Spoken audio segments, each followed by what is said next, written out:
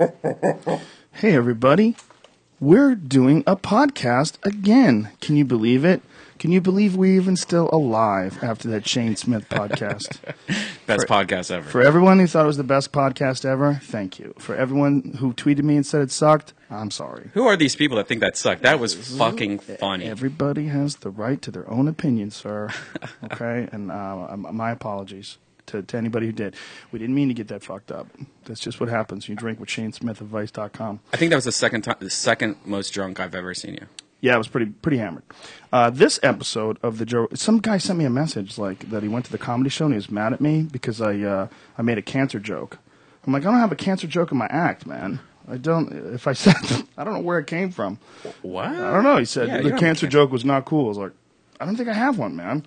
Maybe it was a drunken joke.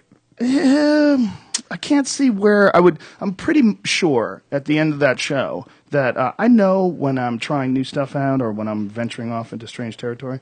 I don't think there was any of that. This episode of the Joe Rogan Experience podcast is brought to you by Ting. Ting is, first of all, they are a supporter of this podcast because we believe in companies that are not trying to rip people off, that are giving you a good service at a reasonable price and have reasonable rules. I don't like contracts with cell phone companies. I think it's gross. I understand it. When you buy a phone, say if you buy a phone from Verizon and you get it for, X amount of dollars if you sign up for 3-year service, when you try to cancel, they hit you with a big fee. The reason why they hit you with that big fee is because you didn't really pay for the whole price of that cell phone. They sort of factor it in over the course of 3 years, and then when you want to cancel, they want that money back. Okay, I think that's silly. It's just like it's not necessary. Okay, and it's also not necessary to have it set up where you can't have two people in the same plan. Ting has that. They have it set up so that you can, first of all, no contracts. You can buy, they have high-level Android phones, the best Android phones available, including the Samsung Galaxy S3, soon to be S4. I think it's coming out really soon. And the Samsung Galaxy Note 2, really cool cell phones. So you don't have to deal with crappy phones. You're also dealing with the Sprint network. So it's not like they have their own network. They have a major network. It's excellent service. I've got nothing but people saying good things about it on Twitter ever since we started having them as a sponsor, including people saying how much they've been saving. Now, one of the things that I really love about Ting is credits on unused service. I just think this is such a great idea. There's plans, but if you use less than you thought you would, Ting drops you down to the level that you hit, and they credit you the difference on your next bill. You can't ask for anything cooler than that. It's good service, it's a good company, and it's all reasonable. And if you go to rogan.ting.com, you can save yourself $25 either off service or off one of their groovy cell phones. And by the way, they have used ones also, and they're just refurbished ones. And I haven't bought refurbished ones through Ting, but I bought refurbished phones before, and they're a lot cheaper. So if you're looking for a phone on the cheap, you could even get like the Samsung Galaxy S2 Epic 4G Touch, and that's like a lot cheaper than buying it new. So if you even need a cheaper phone, you have the used marketplace also at Ting. Yeah, and the reality is, unless you're like some crazy power user, if you're on a budget, you can get by with a phone that was really cool a couple of years ago, and you aren't even notice it. It barely makes a difference. It does pretty much the same shit. And I have that Samsung Galaxy S3, and I love the screen. It's amazing. Once you go to that screen for looking at web pages, or the Note, which is even more insane, you'll love it. All right, so go there, rogan.ting.com, save yourself some cash. We're also brought to you by Squarespace. And Squarespace, if you've never used them before, it's a really cool new service that is an all-in-one website development service where you can do it all yourself. You go to squarespace.com/Joe and you can try it out. If you go to squarespace.com/Joe, you don't even have to enter in your credit card. Just try it out. Start building your website. They also have online commerce that's super easy to set up. You can create your online store ridiculously fast and easy. You can choose from over 20 badass designs for cell phones. Really cool stuff. If you've never tried it before, I know nothing about coding. Brian's actually coded websites on Notepad with HTML and all that jazz. But for a person like me, I'm not going to learn how to do this. It's not happening. But I've gone to Squarespace. I've checked out. It's very intuitive the way they have it set up, and I'm very confident that I could set up my own website. So they have it there where you also you can even it gets 24/7 support. You get a free domain name if you sign up for a year. So go to squarespace.com/Joe to try it out. You don't have to pay anything. But if you decide to purchase it, use the offer code JOE3. That's Joe and then number 3 because of March. And you'll get 10% off your first purchase on new accounts, including monthly and annual plans. Okay, so that's squarespace.com/Joe and use the offer code JOE3 if you want to try it out and save yourself some cash. And it's really cheap. Like their highest price plan for like unlimited, bandwidth and storage and everything is $24. That's their most expensive plan. Yeah, that's awesome. That's ridiculous. We live in strange times, folks. Yeah. It's cool. It's cool that you can do that. It's cool that you can build your own website. It's really, and I'm not exaggerating at all. Wait till you go and try it out. It's excellent. It's a really cool service. We're also brought to you by Onnit.com. A lot of new stuff in it on it. If you've never seen any of the fitness equipment that we have now, we have pull-up bars, jump ropes, steel maces, steel clubs, kettlebells, battle ropes, all kinds of stuff for functional fitness. I can only do this commercial so many times before it becomes ridiculously redundant. So if you've heard this podcast a few times, you probably fucking hate me already. Cool stuff as far as supplements, including health supplements like Himalayan salt and Killer Bee honey and MCT oil. We even sell BlendTech blenders. We sell basically things that can aid you in your physical performance, your mental performance, your just supplements and fitness equipment to make you better at life, bitch. All right? Use the code name Rogan, and you will save 10% off any and all supplements. And as I said, we have a plethora of them. I remember in the old days when we first started out, I'd be able to name to you just a couple of them. I'd say, hey, go out, try some Alpha Brain, try some Shroom Tech. Now it's just ridiculous, so I'm not even going to try. But go, check it out, enjoy. Onnit.com, code name Rogan, save 10% off any and all supplements. All right, folks, Jacob Ward is here from Popular Science Magazine. We're going to get freaky. We're going to learn some shit. We're going to educate the masses. We're going to up his Twitter account. The Joe Rogan Experience. Train by day, Joe Rogan podcast by night, all day. Powerful Jacob Ward, but you prefer Jake, right? I do, yeah. Call me Jake. Jacob is very biblical. Dude, I got to tell you, I'm sold on all of your sponsors. Really? I don't know if it's cool. them That's or awesome. you or what. But, man, I'm in. I see a lot of pitches during my day. I spend my professional day look at people are pitching me all the time. Stuff's cool. And you actually made the sound of the name of the galaxy sound cool, which is impossible. That's the worst. That's the longest name for a phone. It's a great piece of technology with a terrible name. Yeah, Galaxy X3, Galaxy Note 4. It's just too long. I know they've got a lot of phones, but man. I was just thinking that the other day. Why don't they just call it something whatever. different? There's a lot of names in this world. I'm here to tell you. Yeah, there's no need for that, right? Why does everything have to be Note this and 3 and 4 and S4, X and W5. I don't know. Yeah. But the tech, the stuff itself is amazing. And you're absolutely right that like a couple years old phone is a great deal. Like those, they change so fast. Yeah, especially the Samsung phones. Yeah. With Apple, you have to wait a couple of years for a new iPhone. Because each one has to knock it out of the park. You got to go all the way with Apple. Yeah, but I don't have the confidence in them without Steve Jobs at the helm. I need a crazy person completely obsessed with success. Totally. This regular Tim Cook fella, he Sure. seems like a regular dude. Yeah, I don't know enough about him. He's supposedly a very orderly person, which you would need. Like at the very least, you got to run the hell out of that place. I think when he gets home, he probably relaxes, and I don't need that. I don't need that in my CEO. Yeah, you need a guy writhing around, angry. Yeah, pissed off at coders because they got Totally. something wrong in Google right. Maps with Tacoma, That's right. Fucking Tacoma, Washington is the wrong place, or whatever it is. Whatever it is that Steve Jobs That's used right. to go bananas for. That's right. How long have you been the editor of Popular Science? So I had a crazy experience. I was the second in command at Popular Science for 5 years. I was like the doer, and then my boss decided to leave, and I got promoted about 7 months ago.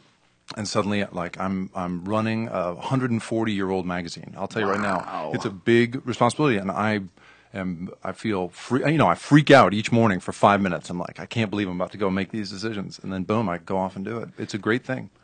It's been an honor. The the Popular Science episode that or issue that I quote to people all the time is the one way back in the 1930s. Love it, yeah. Hemp, the new billion-dollar crop. Oh yeah, totally. We were way out in advance of that. That's what's Yeah. cool about Popular Science. Is like we're at least 5 or 10 years ahead of. We put our flag into each issue. If you look through history, I can't take credit for that personally, but it's really cool that it happens. Yeah, that was on the cover of Popular. Oh, it was actually Popular Mechanics. Yeah, that's It was cool. Popular That's cool. Science. Here, I'll clear up a confusion for a lot of people. People are like, why is there Popular Mechanics, Popular, Science, all this stuff, and why aren't we the same magazine? We're actually competitors, which is a weird thing, but it's because we date from the era when everything had the word popular at the front of it. Yeah, Popular I never knew portraiture, popular, whatever. It was it was basically saying like, hey, normal person, come read this thing. You don't have to be an expert. Unfortunately, I was incorrect. Popular Science actually demonized marijuana. That's probably true. We probably did.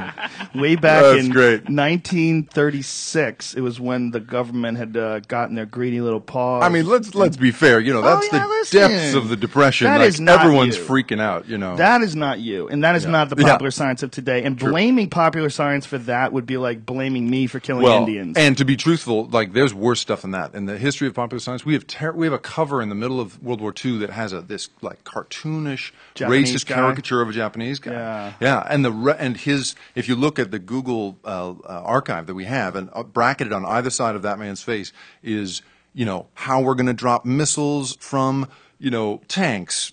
Fighter jets, like everything is military hardware on either side. To look at the archives of Popular Science is to look at like an art project that is the history of America and what we were thinking about at the time, but written in these, really cool covers. So it's pretty sick. Back in the day, there was so much more responsibility to kind of deliver this kind of information. Joe, there wasn't that many. with all respect, you would not be on the air in 1936. Like the access to technology, right? The fact that you and I get to have this conversation and people are listening, right? Which is such an amazing and wonderful thing.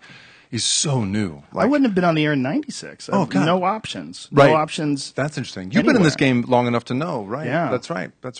It's a whole new world. And back then, the pre-Walter Cronkite, man, to get on the air, holy cow, was that hard? The amount of work, the amount of letter writing on letters to negotiate, whether that guy's going to be a guest on Cronkite. Oh my God. And the ability to control the public's perceptions of things back then was so complete. Sure. Like what Harry Anslinger and William Randolph Hearst did with controlling the public's perception on... Right. You had to be so, brilliant and kind of scary to rise to the top of the money heap, and especially and to have enough of a fortune that you lasted through the 30s. Like you got to be a carnivorous human being. You're a scary dude. And then if you put something in your magazine or in your newspaper back then, that was doctrine. But here's the thing where I would say, I see where you're going with it, and I'm with you halfway there. I think the William Randolph Hearsts of the world, were very crazy and very rich, and there's powerful stuff.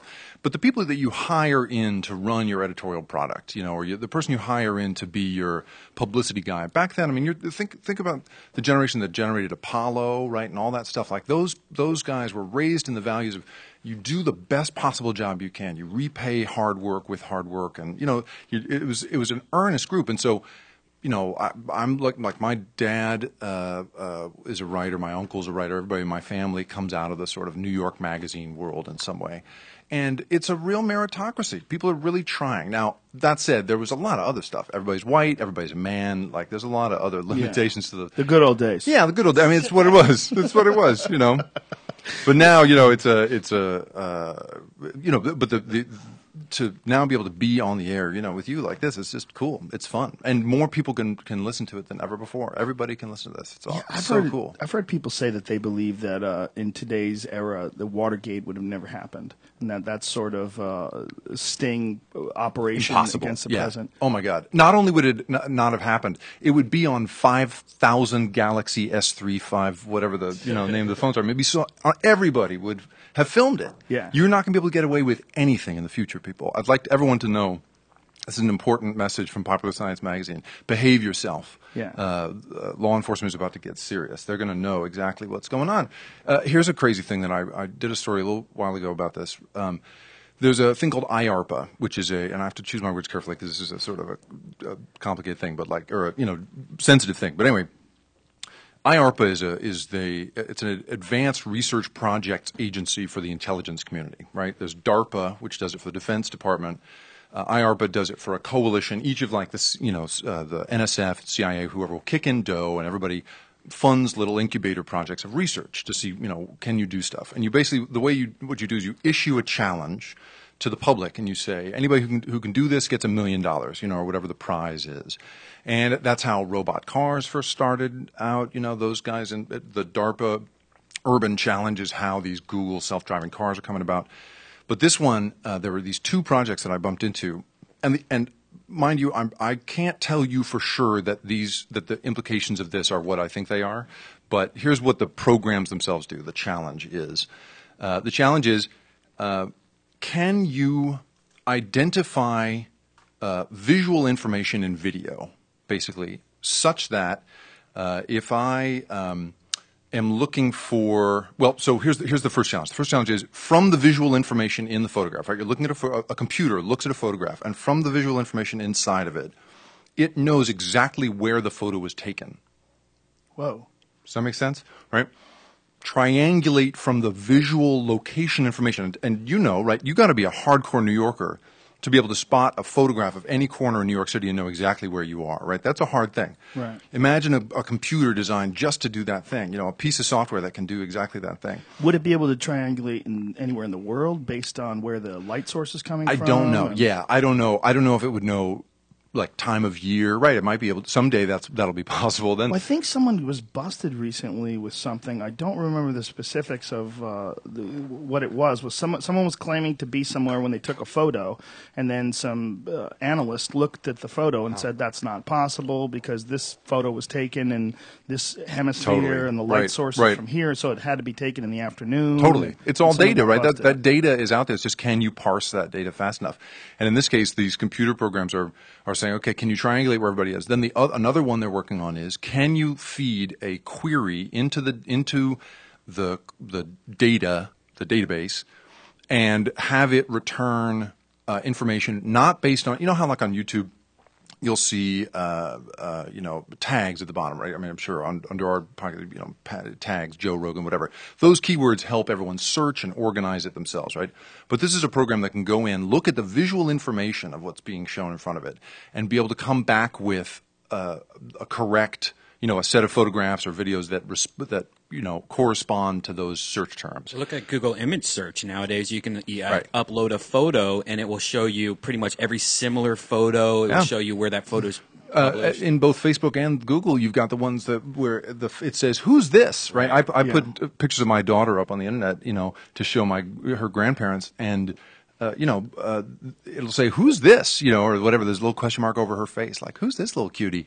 And I'm like, "I'm not telling you, Google. Yeah. I don't want you to know that." On the other hand, Google, there's some good-hearted engineers there who probably have a really good, useful thing for us for being able to find pictures of your daughter wherever they are. I mean, that might be useful. It would definitely be useful, but it seems like we're resisting the inevitable with a lot of this retaining privacy rights and things like that. interesting. I had a But the dream fight last should go night. on, maybe. Yes, I think it should. I think it should, first of all, because one of the real issues is that along the way on this fight, the issue is being decided by people. People are Yeah. deciding whether or not they can read your email. People in the government are deciding whether or not they can listen to your cell phone. And Right. how are they qualified? And how are they moral? And how are they better than you? Or how are they as good as you? Well, we don't know anything right. about them, Right. but yet they can look at your dick pics. Yeah, you're You totally know? right. You know what I'm saying? I mean, that's wrong. It's and how did they You're get totally to be a correct about government person? Right. I mean, are they really ambitious and are they really ethical? Or are they someone who really seeks to change the world? Or are they just some schlub who backhanded his Sure. way up to the top Sure. and now he's reading your email? I like to believe that the people, I believe in civic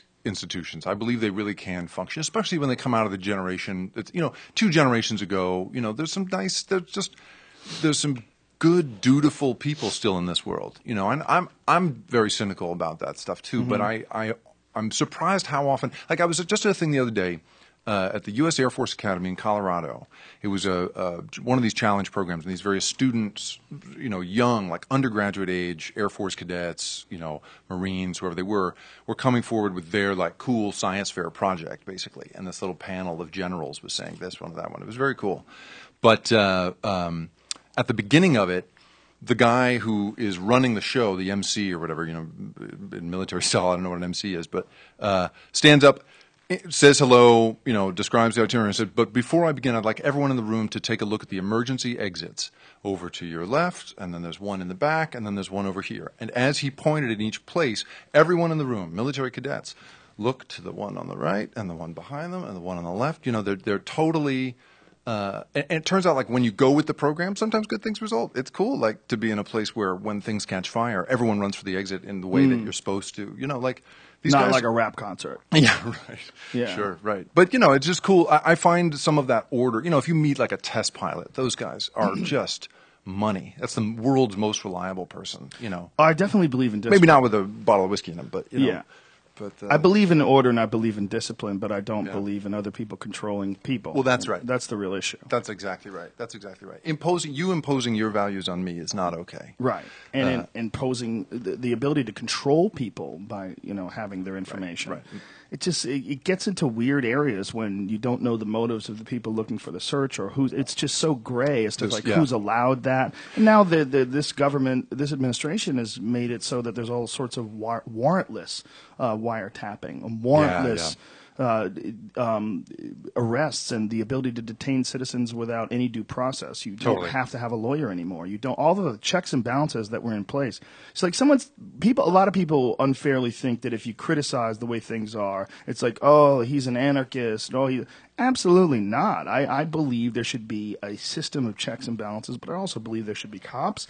I believe there should be lawyers. There should be judges. There should be jails. Because human nature is that, in the real world, people fuck up. Totally. I mean, I'm quite excited by the amount of, like you were saying, Watergate could never have happened, right? We'd been caught so quickly, right? The amount of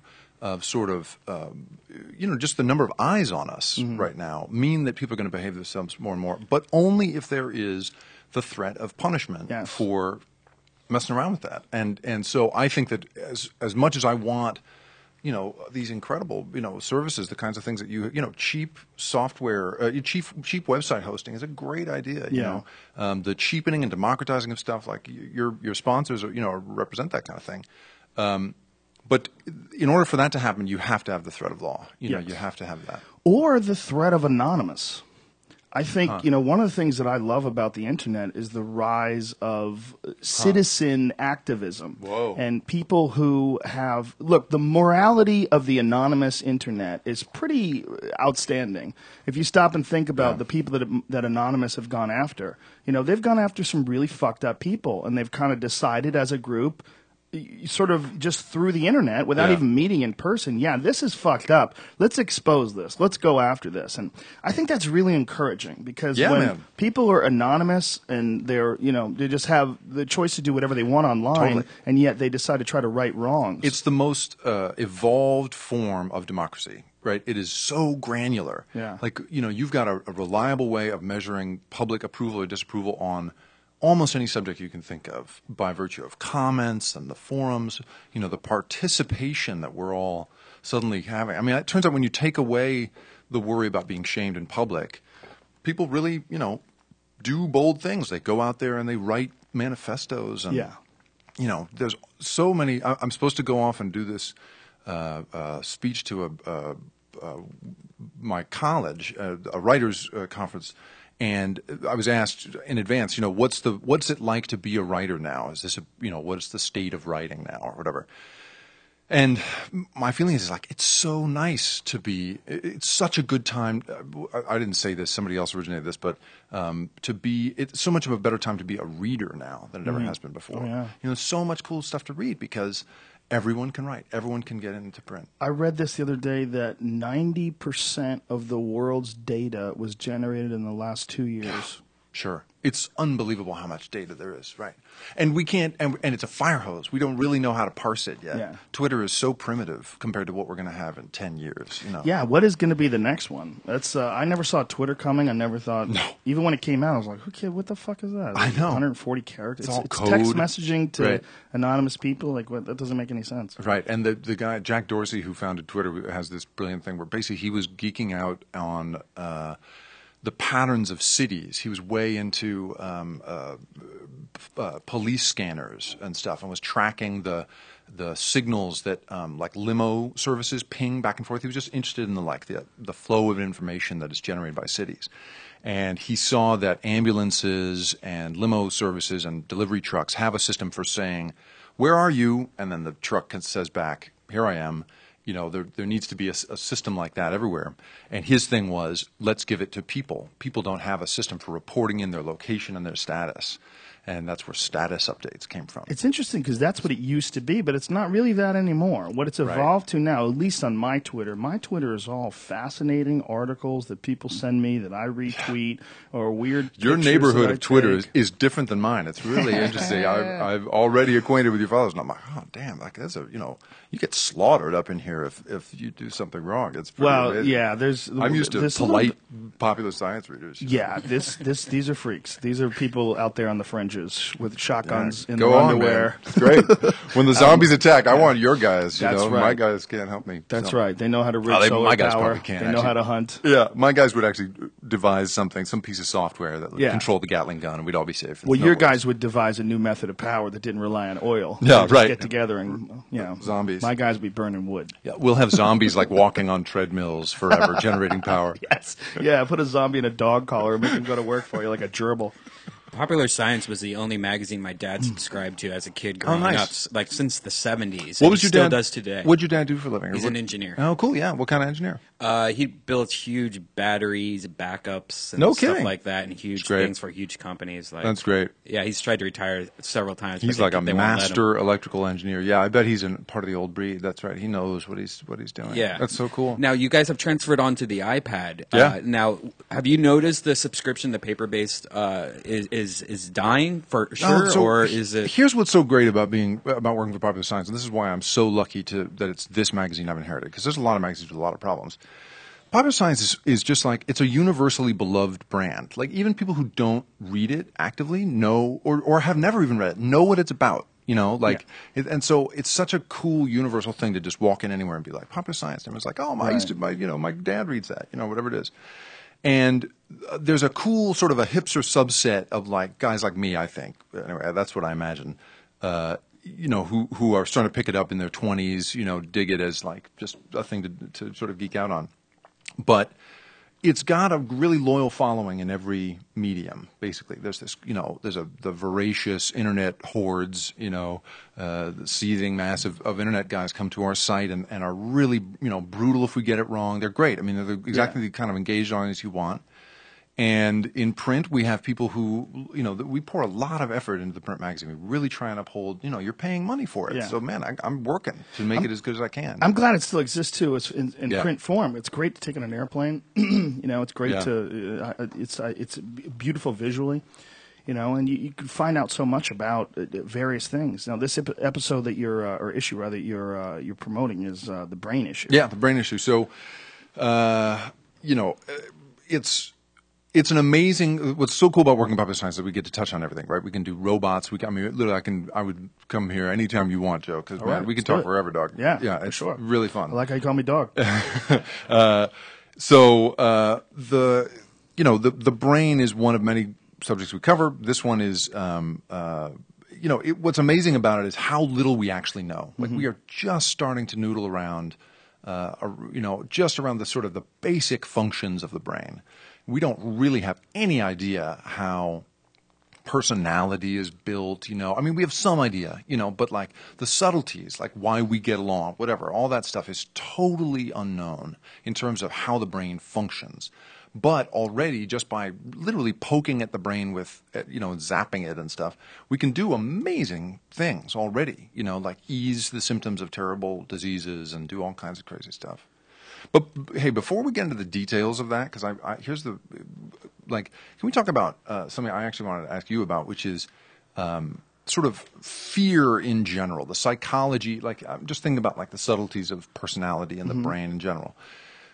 I'm really interested by how different a person I am from the people that can handle fear in any real way. And you, I know, have you had to watch people be really, really afraid for a living, you know, and Still do, really, even more so. and even more so now. I was going to say now, as a matter of now that you're really doing, you know, observing a sport that you love, you see like how the people for me who can train themselves to be unafraid or can channel their fear in the face of getting pummeled by a big person, right? By a big dude, like is an amazing thing to me, and how that trait is expressed physically in the brain versus how, you know, a guy like me who's like, fuck dude, I'll give you any money I've got, don't beat me up, you know, like I'm not a fighter. The difference between our brains, like who knows what that is? That stuff is so subtle. Well, you don't need to be. You don't need to have the ability to perform under pressure like that. You don't think? No, but if you did, you would. You know, if your life depended on it, if you were in some sort of a Walking Dead situation and you had to deal with fear, you would deal with it. You think there's two kinds of people, basically? Like, I don't even think there's two kinds. or no, of I'm people. sorry. No, I'm saying two kinds of people. Right? You're thinking just one kind of person, and it's just the choices you make. Yeah, there's survivors or people who die. I mean, Right. literally, there's no during most exchanges in civilized society, there's no need to be afraid of Right. other people. There's no need to be afraid of violent altercations. It's very rare, Right. unless you're in terrible environments, unless you're in war, unless you're in really, really bad neighborhoods. Most likely, you're going to be safe in San Francisco, just going to your job and Right. interacting with human beings. Yeah. But when you're forced to, in a day-to-day basis, overcome stress and fear, and it becomes a part of your reality. And once it becomes a part of your reality, in terms of performance, it almost becomes something that you kind of have to be inoculated Right, to. right, Like right. you start off slowly, and like even stand-up comedy. The first time I tried stand-up Oh, my comedy, I was God. terrified. Terrifying. But now I'm not scared at all. Now it's fun, and that is like part of you've got to be competent. You got to have your bases covered. And I remember competing as a martial artist. There was a big difference between how I felt when I was really prepared and how I felt if I was injured or if I was sick or if there was something wrong or if I didn't train hard enough. When you have doubts, Right. that's when you're in a really bad place. I would say though that the raw materials are distinct enough. I mean, we can agree, right, that the raw physical materials of people are you know, distinct from one another. Like my wife was an Olympic hopeful. She was a track and field runner, and you know, her body and its strength. I mean, she had a 30-inch vertical. She's 5'8", you know, like or 5'9", you know, could hang from the rim. Like has hang time, all this stuff. I used to play ultimate frisbee in college, you know, whatever. I took her out a few times to play it with us, and like we'd never had a real athlete play before. Like she was outrunning all the dudes, you know, all that stuff. There's distinctions between people that I think you know, are just part of the thing, and I think there is an expression of that in the brain. That the brain is built differently for different things. Which is not to say that you're wrong. No. about But that, the but question just, is, you know, is that are those physical distinctions from her gifts from the womb, or is it from constant focus? I think on it's a little of both. Athletic activity. I think it's a little both. I mean, you know, fast twitch Yeah. and slow twitch muscles. I mean, Sure. we know that the difference between that, like you know, long calves versus the ones that are high and tight, and you know, there's jumping ability, there's sprinting ability versus being able to run long distances. There's just distinctions between people physically. It doesn't mean anything other than just genes are out there. That's what's amazing. So with the brain, with the way that it is distinct, you know, can do amazing things. Like we're literally putting pins into brains now, delivering a little signal and turning off, you know, seizures and turning off stuff. Like it is triggering amazing. memories, right? Yeah, triggering memories. There's basically a new category of thing called biomechanical engineering, where they've taken, you know, guys like your dad who might have, you know, who like to tinker and are good at that, right? And turn that into, combine them with, you know, a little bit of medical training, or maybe pair them up with a medical student. There's programs that do that. And being a biomechanical engineer, they're literally creating little devices that'll do stuff. And so in one case, in the case of dementia, it's basically putting a pin, essentially, imagine a pin, into the brain and delivering a little jolt. But first you have to pick out the pattern. So in this case, it was monkeys that had been taught a cartoon game, basically like a turn over and match the cards kind of game. And when they got it right, that signal, the computer picked that up, right? Software recorded that pattern. Then later, when I don't know if it was the same monkeys or new monkeys, forgive me, but when they played again, they would use the signal to encourage, to stimulate the part of the brain that had lit up when the monkey got it right last time. And they found that they could increase the accuracy of the monkey by 10% on a consistent basis by jolting them right before they were about to make a decision, like hitting them with whatever the signal was at that time. Wow. And then, this is the other crazy part of it, they then hit those monkeys each with a hit of cocaine and watched their, they fell off by 20% basically from their normal abilities in that game. Then they started doing this zapping again and could restore them to normal ability again, right? So the trouble in this case, though, or the reason that this is still a decade or more from being possible in humans is we don't know, life is not like a game of flashcards. You don't know what the signals are that you're going to want to prompt ahead of time or whatever. But they think that there's some memory stuff that might be, that we could in future sort of improve our memory, right? You have a little signal processor and a thing that would zap the right spots of the brain or whatever, could someday. It really is such a fascinating time in regards to what we were saying earlier about data and information, but also in the fact that we still have so much to learn when it comes to the human mind and the ability to recreate it, which is something that scientists are really actively focusing on right now. Right. I found an article in your magazine that I thought was really amazing, nice. Where scientists had created a tiny artificial brain that exhibits 12 seconds of short-term memory. Yeah. How nuts is that? Yeah, I know, exactly. Wow. Exactly. How long before one of those is in your pocket? I know. And has all the information of the entire universe now. Totally.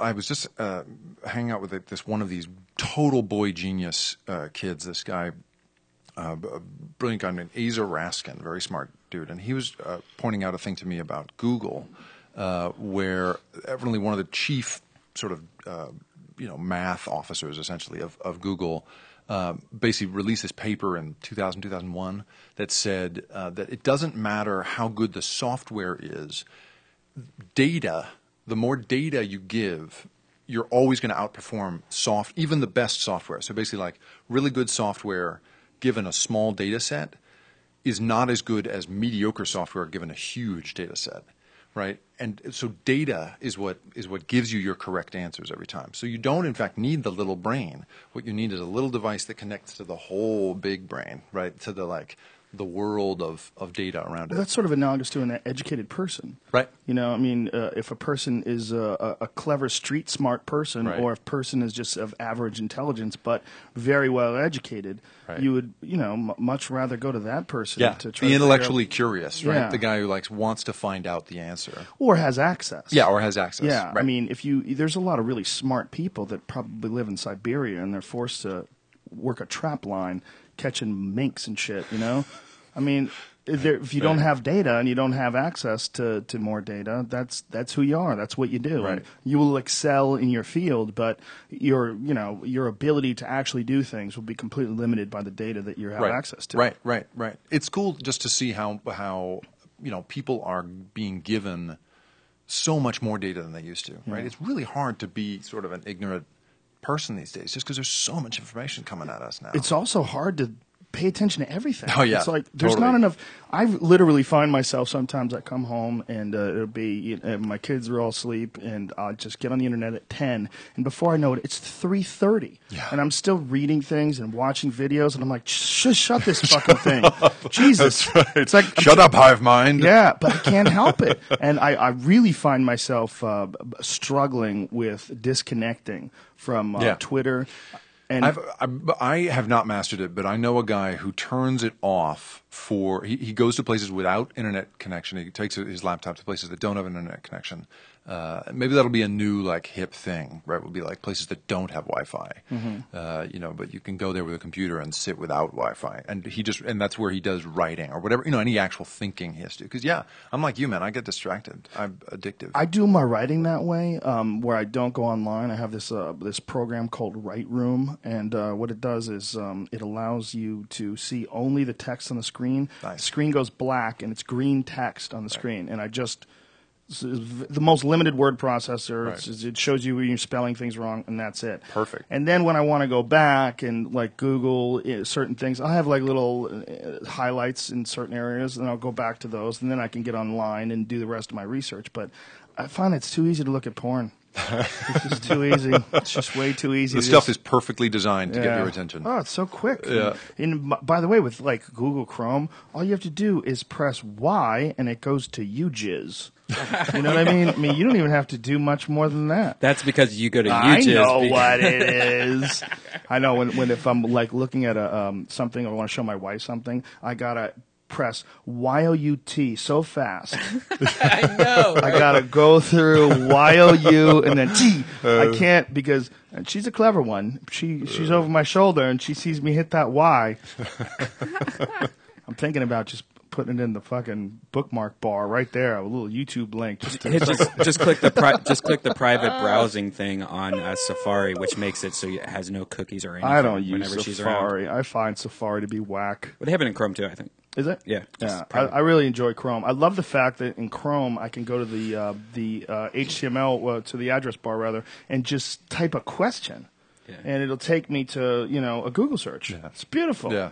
I mean that is just we live in awesome times. It really is awesome. But still, I've described this as this time we live in now as the roaring 20s of the digital era. Oh yeah, nice. Where you could still go like this, and we don't have to have a license. We don't have to, talk to a government official and get a license. And it's still rare enough that we're popular. Right? Yeah. This makes us, we're in that, we're like, 7.5% more famous than other people, or whatever. Right. Someday, right, that percentage is going to drop down because everyone's going to have access. Sure, and there's also a lot of people online that were never famous before and got famous because of their online content, which is really amazing. Amazing. Comedians, I know comedians like our friend Russell Peters. Russell Peters became famous because of YouTube. Is that right? Yeah, people Wow. found his clips on YouTube, and now he sells out the O2 Arena in London 2 nights in a row. Wow. That's like 18,000 people. The like whole generation of those literally out of nowhere success stories. Yeah. It's so cool, and it's so modern. That's totally what this era made that possible. Yeah, I love the ability to distribute content, the ability to distribute artwork and podcasts and comedy shows on YouTube or what have you. I think this is the most amazing time ever for self-promotion, self-publishing. Sure. It's just we live in really cool times. Like you say, I mean, like we were saying earlier, it's a great time to be a reader. Anybody can write. There's people, tapping out whole novels on their phones. Yeah. There's cool stuff out there. Well, didn't Stephen Wright write a whole novel on Twitter? Oh, is that true? Yeah, he wrote a whole novel, 140 characters. Is that right? at a That's time. funny. I hadn't heard Fucking that. Guy's crazy. Yeah. Funny. Yeah, fascinating. Is there anything in this episode or this issue that deals with the very controversial issue of antidepressants and their effect on the human mind? Yeah, I saw people asking about that. So, antipsychotics. Here's one thing that I'll say about Or SSRIs are not antipsychotics. Yeah, not SSRIs. I don't have a good informed opinion on antidepressants. I just don't know enough about it. I wouldn't know how to comment on that intelligently. I will say that antipsychotics, which are a sort of an extreme thing, right? There's all kinds of incredible research being done, but it's still very early days in our understanding of what drugs do to the brain and what happens here and there. And so, antipsychotics, there was a statistically significant group of people I'm going to misrepresent this, but basically I was talking to a university professor who had done this study about, she was a clinical psychologist who had done a study about people taking antipsychotics, and a certain number of the patients were so transformed by this new generation of antipsychotics that they voluntarily went off them to go back to the hallucinations that they'd had before. Wow. It's not a lot of people. I don't want to misrepresent the number, but it was a statistically significant group of people, which means that there are people whose for whatever reason their reaction is, I would rather. So in one of the cases that she described was a homeless man who believed that he was being pursued by the Russians, and was living in stark terror in this kind of Cold War nightmare every waking moment. And he was homeless and so forth, but just a ruined guy. he goes, begins to get this antipsychotic medication, and and it turns off not just your hallucinations, but it also maintains your ability to reason and function. It can be very helpful sometimes if it works. And I'd like to point out that's not always true. But he was so destabilized by discovering that nobody wanted him. The Russians didn't want him. Nobody wanted him. He's just a homeless guy, So right? he's I mean, bummed out? yeah, he's just a bum dude, and he was like, But he was bummed out. That yeah, nobody- because he wasn't special anymore, right? He was the star of his own action movie for so long, and poor guy, and he voluntarily went back to living that life. Wow. He took the blue pill and then whatever it was, and then wished he hadn't. Well, I would like to see what he saw before I made any sort of a judgment on him, because who knows? He might have been living in an awesome world, like a Winnie the Pooh ride Totally. at Disneyland. Totally. Just neon colors everywhere and fucking Russian agents hiding behind two-dimensional trees. Driving a Camaro, driving a convertible. Yeah, I mean, who knows what he actually saw. Antipsychotics, although a fascinating subject, is quite different from the SSRIs. Yeah, absolutely. Which I think the SSRI subject is a really, really interesting one. Yeah, what's your feeling about it? I mean, do you I don't need them, so I feel like it would be really silly of me to make a judgment in one way or another. Yeah. I don't have any personal experience with them, but I do have friends who have had personal experience with them, and including people that I really respect, that they changed their life for the better. That's right. So I definitely think there's certainly a benefit to them, and Sure. I don't know. The other thing is which one. I have a friend, and he got on some antidepressants, and they started him off on one, and it sucked, and then they switched that and got him to another one. How do you feel on this? And then right. they doubled his dose, and I'm like, what the fuck are they doing? Like, they don't have they don't do a blood test and give you a very specific. This is what you weigh. This is exactly the thing. Like, Yeah. we don't know how it works in the brain, right? The blood-brain barrier is basically the body's system for keeping things, only the tiniest molecules from passing into your brain, because it's such an important organ. Like, no one gets in, right? VIP. Except weed and booze. Except Get right weed and in. booze. They do get right in. They get the front of the line. So,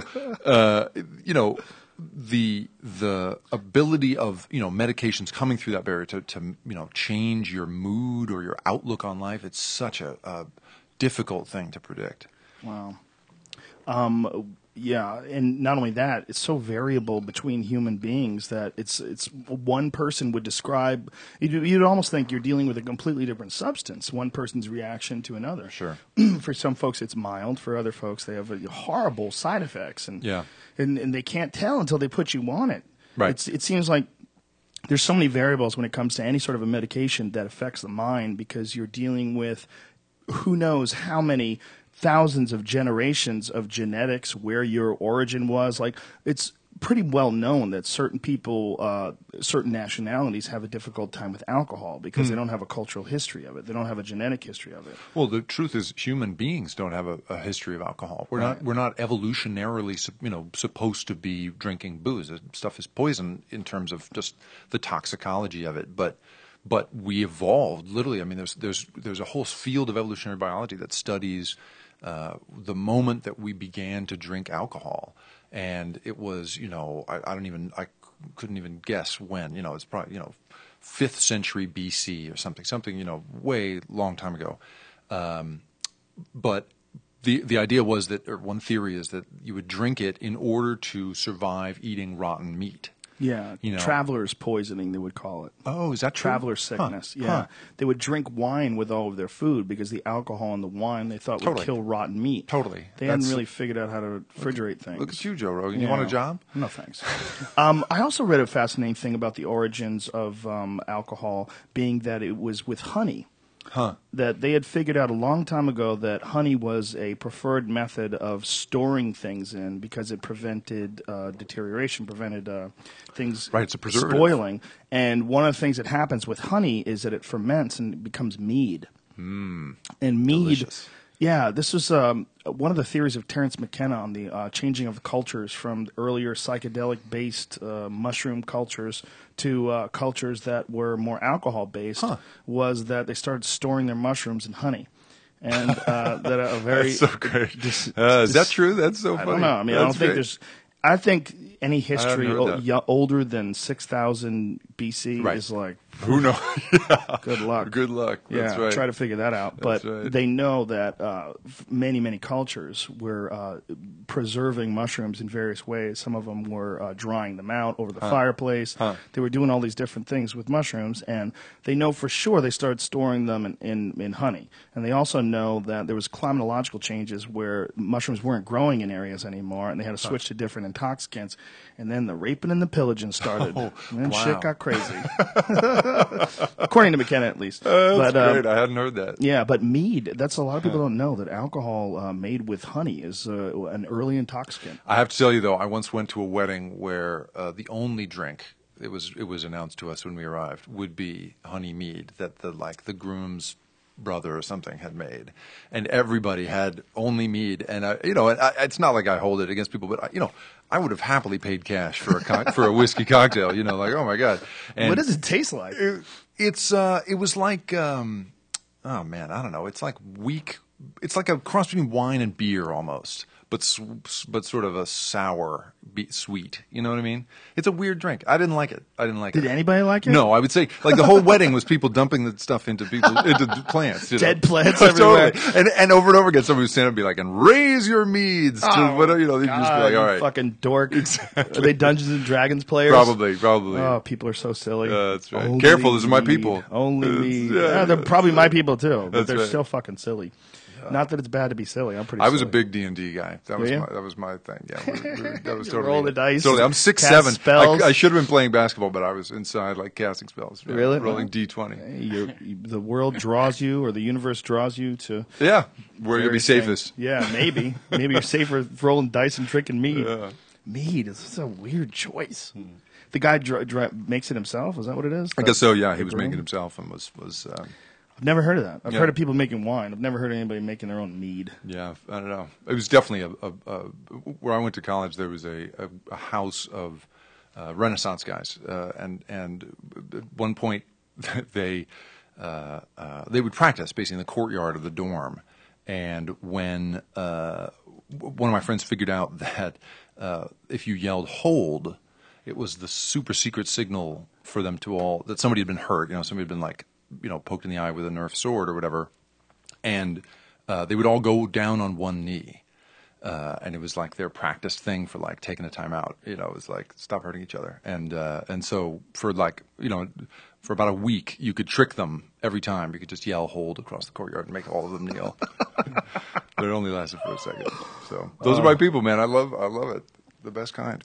Have there ever been any studies on figuring out what it is, what the process is with people that can't handle alcohol versus the people who have a history? I'm sure. I don't know what it is, but yeah, I mean, it makes sense, right? It would be like, how long did people have the gene that allows them to, turn the liquor into sugar, or whatever? Like, I don't know what the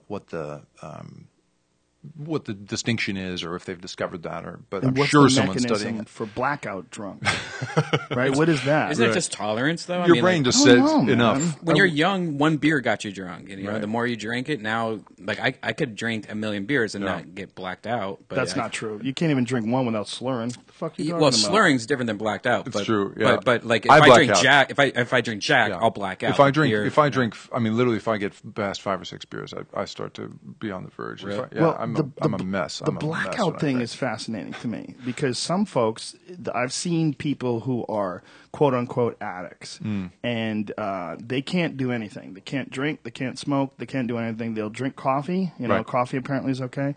But if they have one drink, they're gone. They're off to the races and they're doing heroin and sucking dicks for cash money to get home, whatever. They don't know what happened. They don't know what it is. But for me, I can get fucked up, and I still remember pieces and chunks. And I get home, and Right. I don't really black out. Huh. So I have a good friend that fucking blacks out. Yeah. I mean, completely blacks out. You give him 2 drinks. Our friend Joey Diaz says it's the Indian in him because he's Mexican, and Mexicans were part Indian, part Spaniards. that the Indian in him kicks in and he's gone. Huh. He just vanishes. It's no longer there. You look in his eyes, looks like a gerbil. He's got gerbil eyes. You know those. You look at a gerbil. That motherfucker doesn't know what's going on. that's what he. I don't. What is? Do you know what that mechanism is? I don't know. No, I don't know enough blackout about it. mechanism? But I mean, like I say though, the stuff is poison. Eventually, your body is going to say, "Okay, enough. Good night." It's going to paralyze your arms so they can't lift any more of it to your mouth or whatever. There's a lot of new research being done on substances that act as a vaccine for addicts. Huh. Are you aware of any of that? Yeah, sure. I mean, one of the pieces that we are looking at here is a thing about exactly that. Basically, it's a piece of technology that allows you to head off seizures and lets you basically not only deliver an electrical signal into the brain, but also a very precisely timed jolt of medication. So your ability to not just it affects not just your the function of the brain at the time, but can also like guide it a little bit, basically. So the way it's designed is like this tiny little. You basically end up with a film, a molecule thick, basically film of. Basically film on top of this electrode, and when you hit it with a negative charge, the film releases a medication deep inside your brain, and it'll turn off seizures. And they think that it can also do stuff with that it might be able to help ward off the effects of Parkinson's. Basically, seizures happen, so many kinds of ailments can cause seizures, right? It's super useful. So, and they also think they could use it to turn off some of the addictive impulse that it could detect. I don't know how they would do this, but somehow they would detect the signal in your brain ahead of time that signals, or maybe it's, the environmental thing of like, he's alone, he's been alone for the past 2 days, who knows how it could be triggered. And then boom, it hits you with this thing that jolts you up a little bit, gets you up again. Do we know the difference between the a physical addiction in the mind and the strange addictions like gambling? Sure. I mean, it's the reward mechanism in your brain. Your brain is basically is rewarding you at all times for whatever it is you're doing, with a nice feeling. You get a little jolt of serotonin for having done the right thing, a lot of the time. That's sort of a guiding principle of your body, basically. And so you get a little thrill from things like Twitter, checking Twitter, right? Or, there's a whole body of writing that's been done about this, like the addictive nature of picking up new information all the time and how that's why we can't get away from the internet. Sometimes there's no reward and you still do it. Yeah, well, it's right. It's compulsion. That's the thing. It becomes a tick, right? It's a compulsion. Your brain forms pathways. It literally, you physically rearchitect rearrange the architecture of your brain to reward yourself more and more deeply for that addiction over time. So gambling is exactly that kind of thing. It's, what will I get? What's the little reward I'll get? And there's the expectation of it, the temptation of it, all of those things. Plus, then it does pay off sometimes, It's a crazy. Just your brain is an elastic thing. It's changing and adapting to keep you alive and doing the best you can, no matter the circumstances. So, if you're exposed to an addictive thing enough, it's just going to adapt to that thing. Are you aware of the correlation that studies have done about correlation between brain damage and addictive behavior to gambling? No. Yeah, we had a friend in here, used to be a boxer. The president of the UFC, Dana White, who has been hit in the head a bunch, and he gambles like ridiculous. Like he's lost $1 million in a night, and won $6 million in a night. Yeah. Has he ever sought a professional opinion as to why that is? Nope. Or? He's rich. Just keeps gambling. Cool. Well, just keeps you can party rolling. You can, man, go.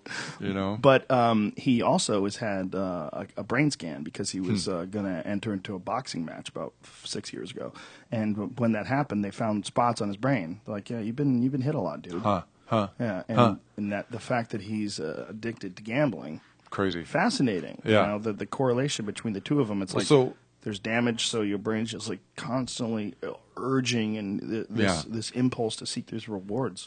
So not to selfishly steer this to my magazine, but in this issue of the magazine, we have a thing about basically savants, right? The idea of being a savant, right? You're this for anyone who doesn't know, it's the idea that you're just this perfect, incredibly skillful, just master of a thing, whatever that thing is.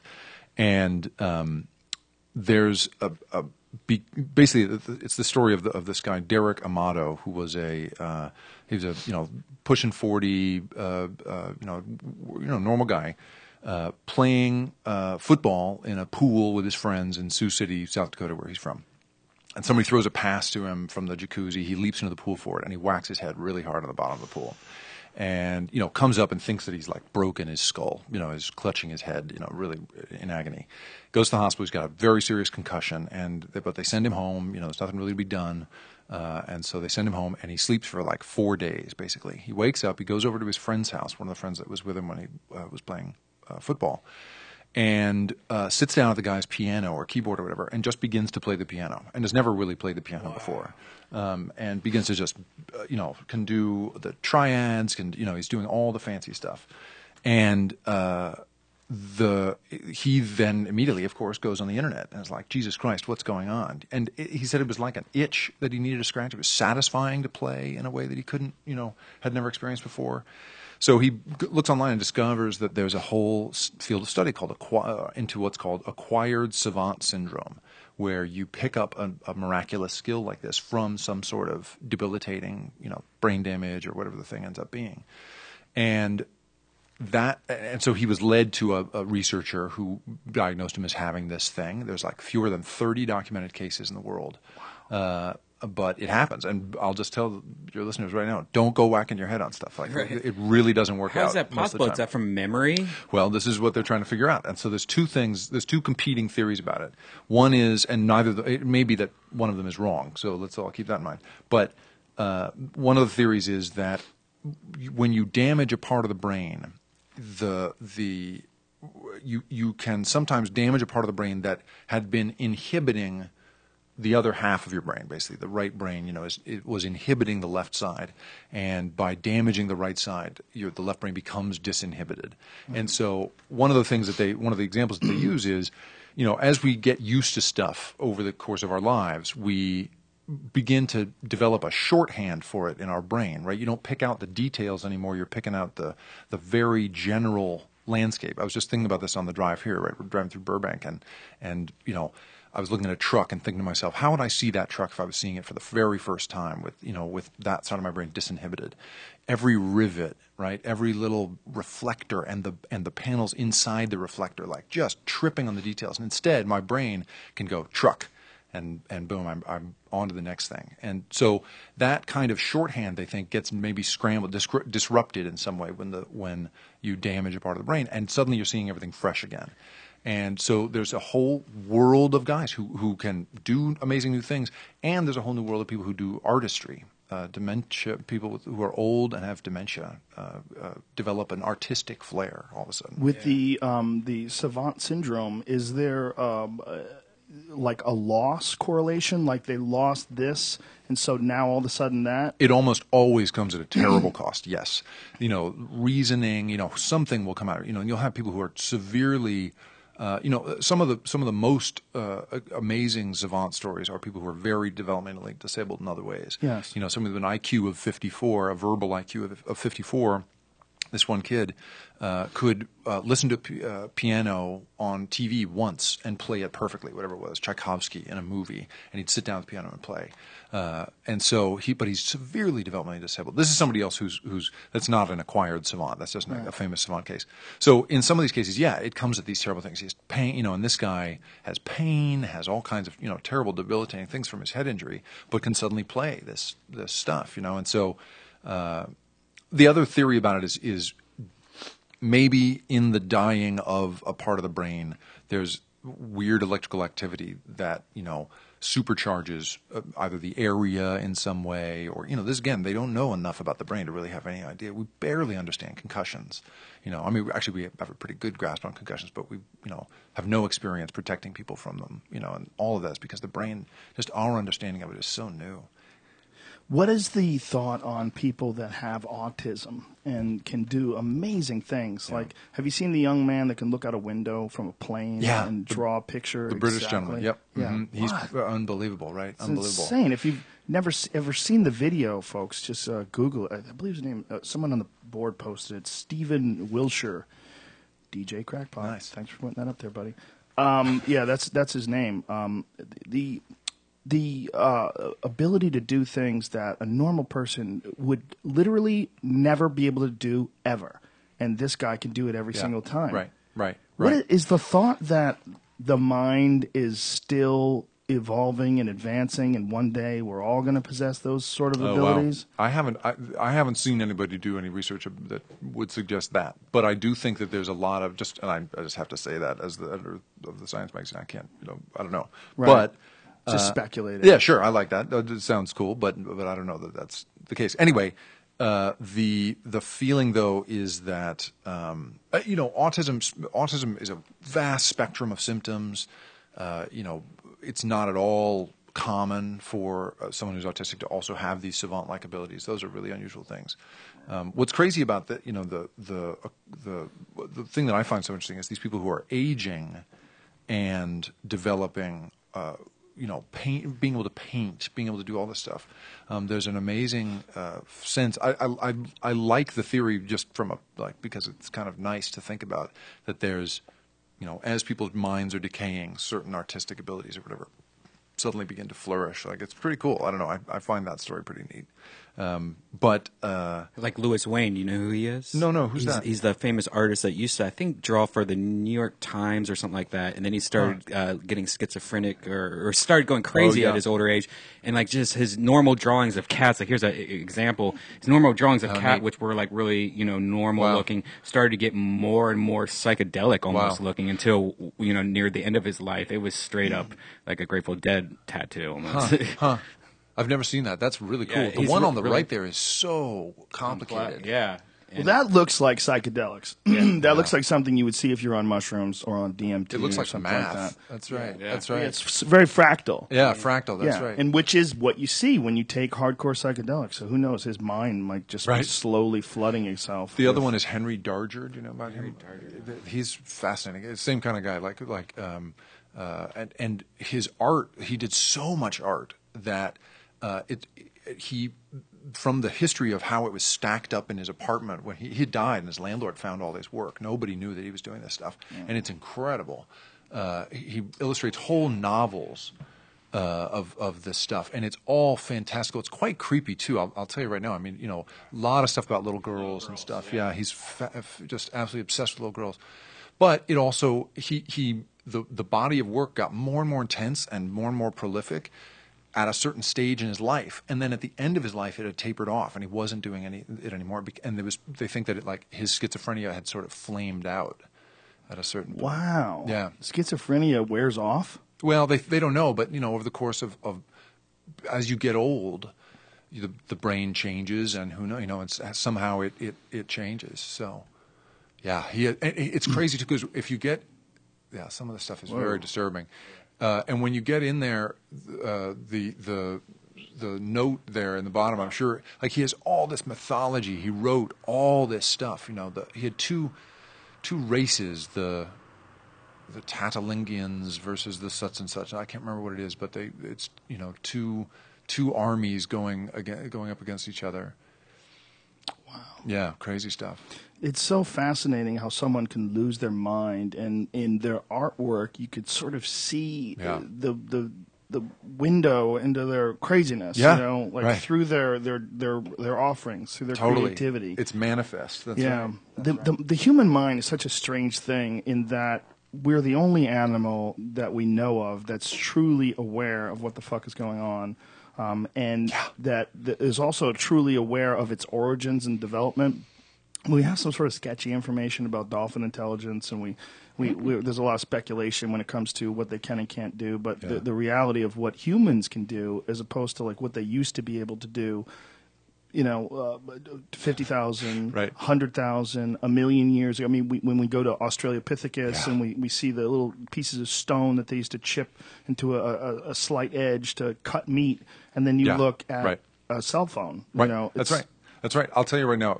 There's an app we made where you can take a photo of yourself as an Australopithecus or as Neanderthal and see what you would have looked like. It literally maps the details of your face. If anyone wants to check it out, it's Evolver is the name of it. Check it out if you want to. But and what's amazing about it is absolutely what you say. Like so much stronger. Like Neanderthal man, you know, so much stronger than we are right now. Would totally tear apart the greatest UFC fighter just because they're just so much strong, you know, heavier. They were really short, built for too. battle. They Yeah, were they're short. 5 feet tall, 200 pounds. Totally. But built completely different. But than a would get in human. there and like stab a rhino in the heart with a spear, a sleeping rhino. That's how they would hunt.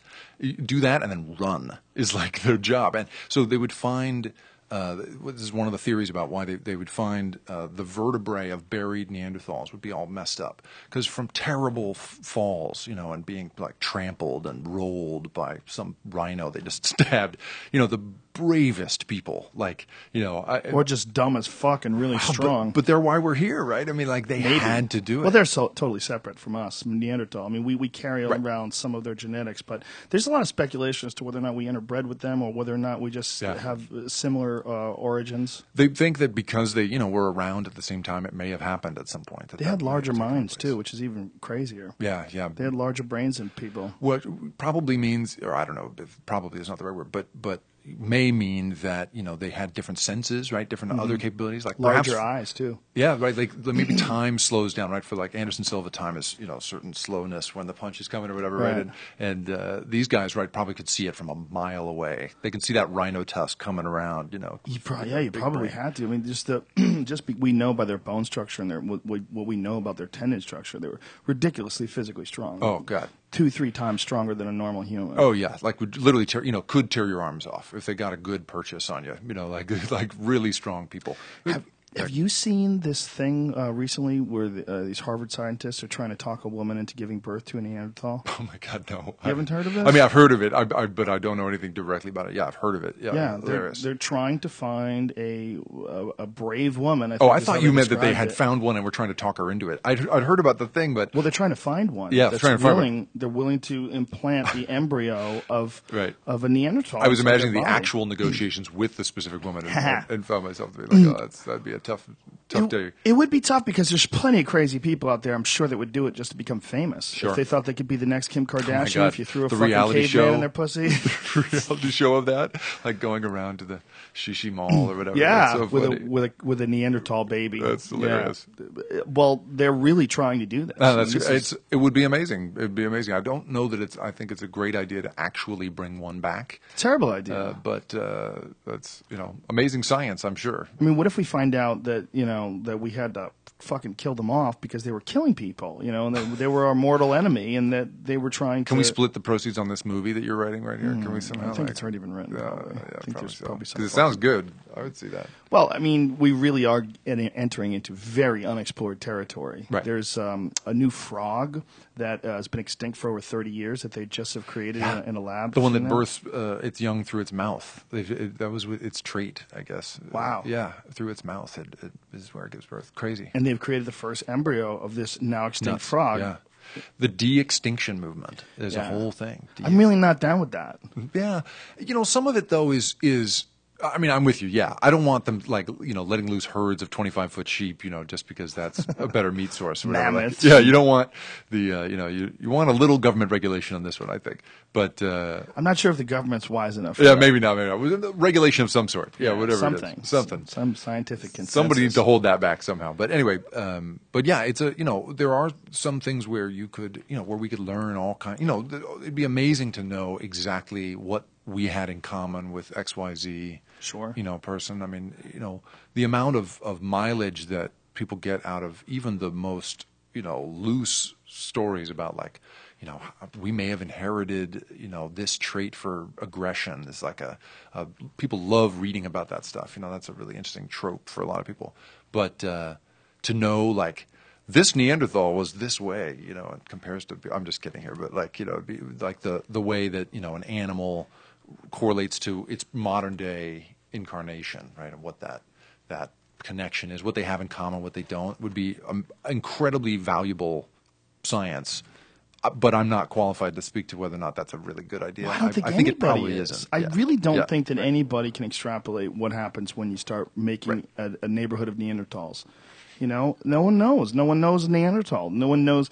And I think there's this issue with we're always going to be curious, and we're always going to want to come up with the newest, latest, greatest thing and figure out the newest, latest, greatest thing. But like the creation of the atomic bomb, it's almost like once you start that process, Yeah. you kind of have to see it. You gotta have to see, can we make this? Yeah. Can we do this? There was the famous thing from the Manhattan Project is evidently at Los Alamos when the explosion was happening. You know, when the cumulus cloud was going up, is when. Holy cow! Wow, I can't believe I'm going to blank his name. Robert, somebody help me. Oppenheimer? Yes, thank you, Oppenheimer. My God. Robert Oppenheimer's, famous phrase, "I have become death, destroyer of worlds," and is racked by guilt and understands. Bhagavad Gita. Right, the Bhagavad Gita, quoting Yeah. the Bhagavad Gita. Richard Feynman, who's like 22 or something at the time, is up in an airplane watching from above, taking notes, and he remembers, and he wrote this in a book. He remembers that he thought to himself, "Oh, that's how clouds are made." Like he was already on to the next thing. Like, he wasn't thinking at all about the moral implications of what had happened below him. He was like, that's how a cloud's made. That's so cool. Like he's a scientist. He's a nerd. He's thinking he's the best kind of geek. And you need those guys who just want to find out how stuff works. It's That great. Oppenheimer quote is the creepiest thing ever. Also because the translation is so odd. I am become death. I am become death, destroyer of worlds. Yeah, I Can you know. imagine the just not knowing, not having any idea how this is going to be used, seeing it explode and going, "Oh fuck, what fuck. have we Right. done?" Yeah, This feeling impossible it. Can you power. imagine the feeling of the shockwave going by when they're all in that bunker?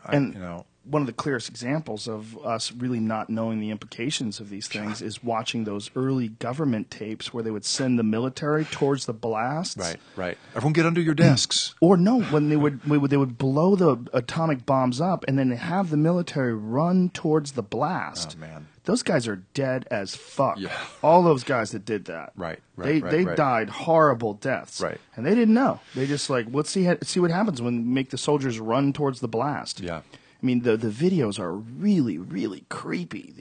These poor guys, they're in a ditch. They blow up the bomb. Shit's flying overhead. God. I mean, the whiplash from that fucking explosion must have been insane. Yeah, sure. I mean, it's the electromagnetic pulse that goes through all of this. Just the concussive force of that is so unbelievable, and all kinds of that you were talking about. Your friend had white spots on his brain. There's so much of that kind of brain damage out there in the world, and especially people who've had their bell rung by a big concussion like that is a terrible injury. Yeah, that's a lot of things that, or one of the things that people are finding out about folks that are recovering from traumatic brain injury in the military now. Right. Is that they could save many more people than ever before, but you're getting many more people that have these brain injuries just from the Sure. concussive effect. Who don't show any other physical signs of injury. That's the other crazy thing. They're not, they walked away, and are lucky to have done so. That's the sort of medical evaluation, or it used to be. And now they know that there's an invisible, effect in the brain. There's a shearing force that passes through the brain that can mess things up. And that's, a lot of the both football concussions and these kinds of things like this. Just the brain is fragile. We're learning, and that kind of concussive blast, an IED going off by the roadside is really a terrible. Can ring your bell and really damage your brain. Yeah, we're just not that fucking durable. It seems like we're not really designed. Look at Yep. these guys watching this blast, just my God. staring at it, and then they climb out of this ditch and they run towards the explosion. Jesus, wow! I've never seen that footage. Oh, it's so gross. I wonder what the purpose was of taking. I guess just Seeing what okay, happens. Wow, That's what it is. Yeah. I mean, they just look at that. Oops, I got hit in the face with nuclear waste. Boom. I mean, look at these guys are a couple miles from Yeah, it. that's the thing is it's probably hitting them just after the. Yeah, and then they jump up and let's run towards the blast like we're gonna go get the Reds. I wonder if it was at a time when they actually thought they would follow up the blast with, invading. I guess. Yes, that's exactly what it was. exactly what Look, it is. these guys are walking towards a goddamn mushroom cloud. I've a never seen mile that high. footage. Huh. Yeah, it's insane. It's completely insane. And this was just a couple of decades ago. Right. One of the things that I brought up on this podcast before that is one of the wildest statistics is that from the invention of the airplane to the time someone dropped an atomic bomb from an airplane was less than 50 years. Wow, crazy. that's crazy. There's this long history of when the military funds a technology and goes after it, they master it quickly. They bring a lot of resources to it and they get it done. They have unlimited budgets. Yeah, unlimited budgets. That's right. Especially when it's classified. It's Yeah. like you can have line items that are $600 million dollars. Boom, and it'll say just like Project Roundup. And you're like, what? And then that's $600 million of just line item, whatever they're spending. And I did a TV show for Discovery a little while ago that was about this, and like they've got these whole hangars set up for private contractors out near Edwards Air Force Base at area Plant 42, and they just build. Sometimes you'll have two private contractors, like a Boeing and a Lockheed, both building the same thing, not knowing that the other is also building it, and it's the military funding two competing prototypes and then melding them or whatever. See who makes the best product. See who makes the best product, right? And they both will throw all the money at it, that kind of stuff. It's crazy. So but when the military throws money at a problem, they tend to solve it. I've seen a stealth fighter fly overhead. Oh, wow. We were in it's Palmdale, out is Right. near the Edwards Air Force Base, and we were out there filming Fear Factor several times and Oh, is that watched right? these things fly over.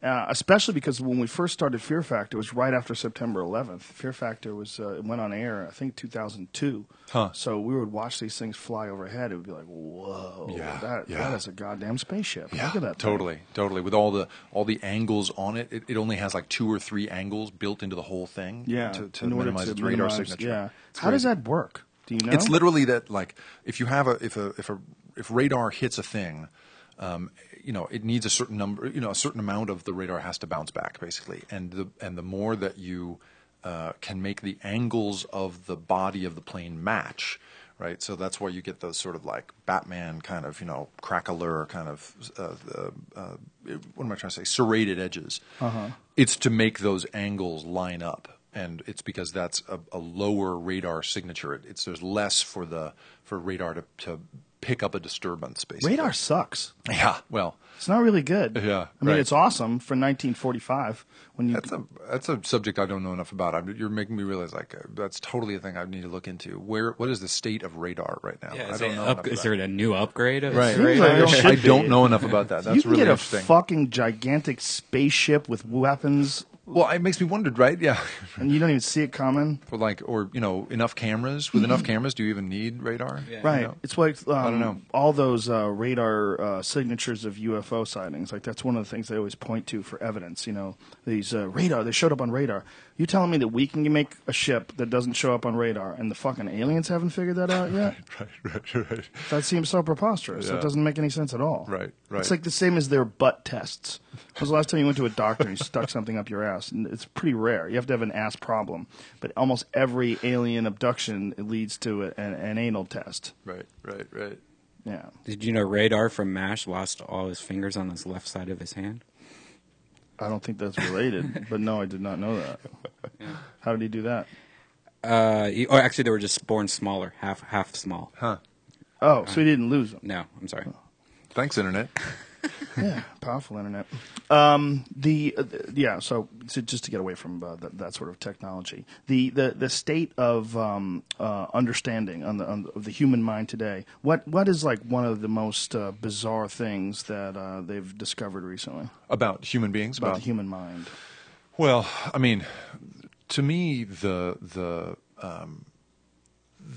money that is about to be proposed, or the rumor is, right, that Obama is going to, President Obama is going to put up a $3 billion proposal for a brain map project, a federally funded brain map project.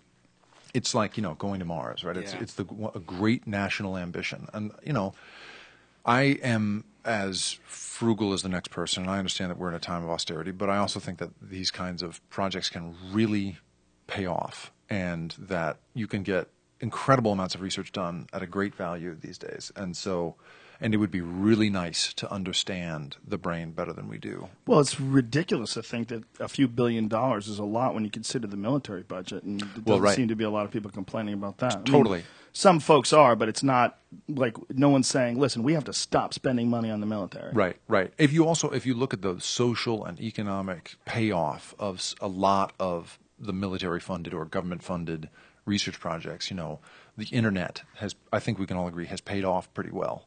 That technology is working pretty good, I'd say right now. LCDs were created under a government program. There's all kinds of things that make our lives possible that get off the ground that way. And the brain is such an unknown. You need that bridge of money to get from here to then when the private sector will take over, when we know some stuff. There's going to be a lot of economic activity that comes out of this.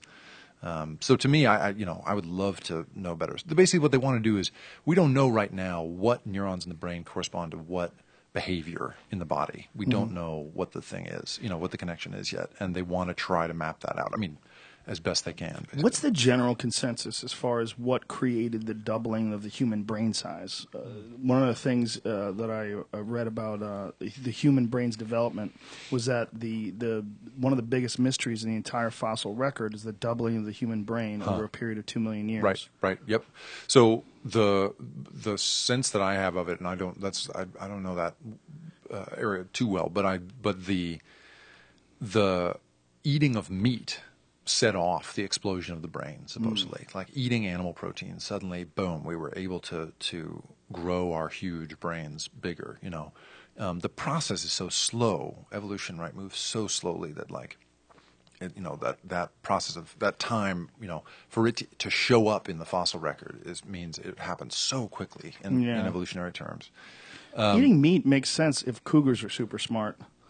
Why did people get really smart? Unless, I guess, they had to figure out how to get that meat, and since we're sort of kind of physically weak. Scavenging and trying to stay alive. That's right. It's all we had. I mean, it was so important, right, that we're one of the few mammals that has babies that are born defenseless, utterly defenseless.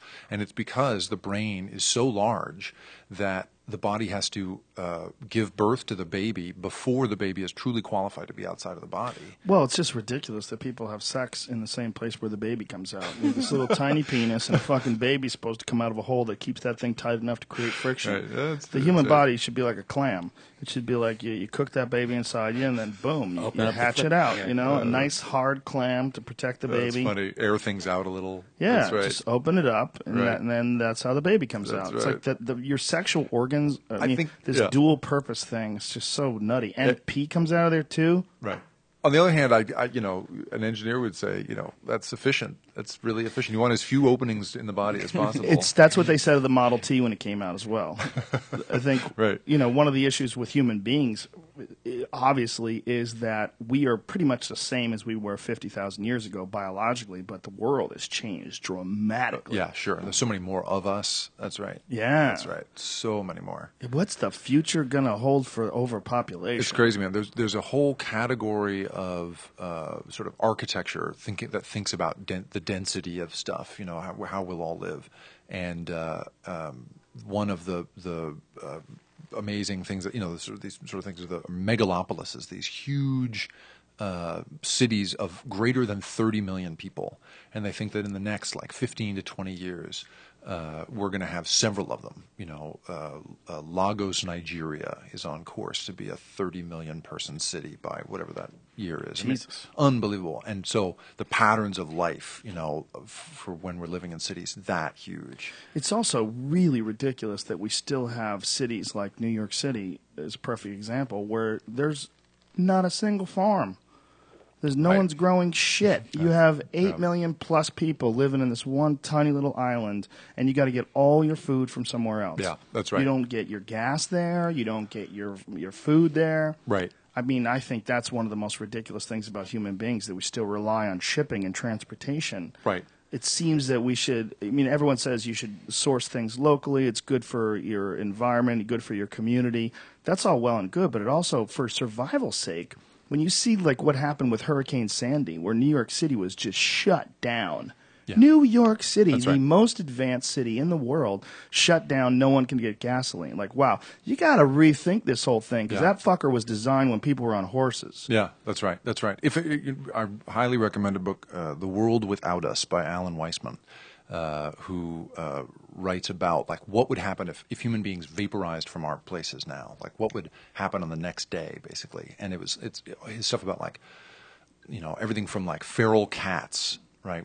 Would those that weren't locked in, the ones that were locked in would die, and then this number of them would be out there, and they would decimate the rodent population. Like he basically takes that fantastical moment when everyone is vaporized, and then is like, how long will the nuclear power plants last?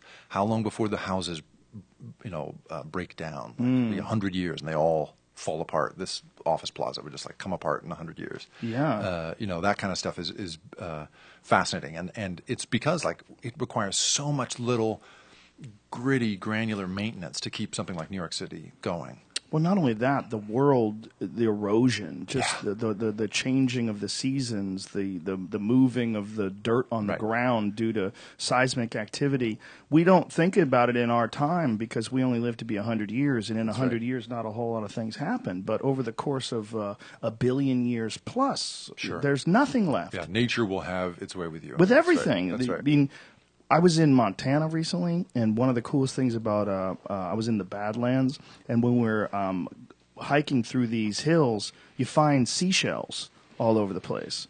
Because Montana, that area of Montana used to be something called the Great Western Inland Sea. Billions of or millions of years ago, Right. there used to be fucking dinosaurs in Montana and an ocean, an inland ocean. Yeah, amazing. And you're like, wow, like this. This ain't permanent. Like this That's whole right. thing just keeps changing and shifting. I mean, California, where we live, right? All these dramatic seascapes and so forth, all the waves crashing on the beaches Yeah. and all that stuff, all that imagery. Like, man, we are utterly living in a place that's crumbling into the ocean. Like Yeah. it's just being eaten away. That's and the right. people who have a house on the beach, you silly asshole, are you crazy? Like, I knew a guy who was building this. I think it was like a several $1 million house. He's super rich. His whole family's rich. He's like one of those old money dudes. Just seems to always have cash. And we were talking about this place. Shows me these architectural designs. I'm like, that's on the water. What makes you think the water is going to stay there? Like, what if it goes back? What if it goes? Do you have a contingency plan? Right. Like, no. You're just going to spend fucking $8 million on this crazy ass house that's on the water, like Yeah. right there. Like, go to a lake, dude. So Lakes beautiful. are so much more stable. For a few years, man. That'd be Yeah. a nice place to live. But you're right. But can you even get insurance that the ocean will eat your house? Yeah, they know better now, right? I talked to a guy, I interviewed a guy recently who his job is he owns a contractor, a construction company or a deconstruction company, really, that pulls oil rigs out of the ocean, wrecked oil rigs, and he in his 20s was designing oil rigs, and was describing what it was like to design them back then, and he said that the instructions from the instructor back then was build it to this 60-year storm standard. And he was like, but we've only been designing oil rigs for 35 years. How do we know what a 60-year storm looks like? And they're like, never mind, kid, keep drawing. So he's making these things. And he was explaining this by way of his then experience. When Katrina hit, the waves were so massive. It was like 100, greater than 100-year storm. Where these decks that were designed for 60 feet got hit with 100-foot waves. It's unbelievable, and everything got torn down. And this guy now runs Versabar, this company that builds this thing that can pull a whole oil rig out of the ocean and carry it into land, because there's so many that got wrecked by Katrina. It's like its own industry. Yeah, and by 100-year storm, you mean once every 100 years, Right. something this Right. crazy Every year happens. there's a 1 in 100 chance or whatever. Yeah, exactly. It's the 100-year storm. That's right. Well, that's one of the creepiest ideas about what's going to happen because of the warming of the planet, is that these storms are going to happen more and more often. And we had a guy on here that was talking about the possibility of Hurricane Sandy being something that happens every year. Yeah, That right. you're going to have one of those a year, maybe, and that could change to 2 a year. That could change to 3. The planet is built. The planet is built for equilibrium. It's always trying to get to equilibrium, and yeah, it just keeps changing. That's right. And you're a Northern California guy, right? You live up there. I live a weird life, actually. I go back and forth between New York and California every month. I'm in New York for 1 week a month, and then my wife and daughter are in Oakland because we love California, and I happen to be living here when the job came up. So oh wow, it's amazing. So in today's day and age, how much do you physically have to be in a location anymore? I live in I am sort of testing out that theory that you don't have to be right with the people you work. You work with. So my staff is all in New York, and I communicate with them largely through the phone, I would say, most of the time now. Mm-hmm. But I went hard at the video telepresence thing. And I found that it's really useful for a few kinds of conversations. I can make an announcement, or I can settle a debate. I hear two sides and I make a decision or something like that, But it's not good for catching up with someone. It's not good for, sort of a confession, right? Or interpersonal stuff. Anything where you want to win trust or influence someone. I don't want to meet somebody that I'm trying to impress that way. Yeah. And instead of you got to be face to face to really connect with somebody. Isn't that a fascinating aspect of the human being and the human mind? Is the need for like if we were having this conversation, there was 6 more feet of desk between us. That would change the nature of the conversation, right? It's good that we're not sitting at this table the other way. That's funny. Yeah, it's weird, right? That's funny. Yeah, that'd be like a banquet. We have headphones on. I could see you if you were over there, but it would feel weird. Right. This is like a good amount of distance. We're like 4 feet from each other. That's right. We don't touch toes under the desk too many times. Totally. You know that theory that's why I made it this wide, because at the Ice House, we have another place at the Ice House, and I was always touching toes with people under the desk. I felt weird. That changes the conversation. Yeah, it's fucking footsie. I don't mean to do that. People wonder, is he trying to say something? No, he's trying to talk. Like when I want to talk, I'll touch your foot. Yeah, exactly. No, but what is that about humans where we need this sort of we need a closeness? Yeah, I think there's I don't know, but it's definitely hardwired. There's the uncanny valley is this whole thing that they determined where basically if you show somebody a fake human face, right, the brain immediately is like, oh, this is fake, and if you make it more and more lifelike. Basically, roboticists study this and try to create a robot that could fool a human, right, or make a human comfortable. And so, when you take a kid, so when it gets more and more uncanny, right, more and more like a person, there's a point at which, just before real acceptance, where you've really fooled the person, where the acceptance rate drops off, right as the closer you get to actual reality, the more it freaks people out to be talking to a fake person. A really lifelike fake person is way scarier than a not at all lifelike person. I'm sure. You know, like a really lifelike fake person that wants to fuck you. How creepy would that be? Like, listen, man, I don't think if you don't know what it feels like to be a person, you're just imitating it. If I say no, what the fuck are you going to do? No means yes. No means yes. Yeah, like a fake crazy robot girl that wants your dick, and you gotta go, listen, this is not gonna work. That is funny, man. What is your thoughts, if any, on remote viewing? Are you aware of the phenomenon? Or is that real? Yeah, I don't think it's real, or at least it's never been real enough that we wanted to do a story on it. So I don't think of it as a real thing. But I'm interested to hear any thoughts anyone has about it. Yeah, I don't know if it's real, but we're having this guy. His name is Russell Targ, and he's a physicist, and he's also one of a pioneer in the earliest development of the laser, and he's a future upcoming guest.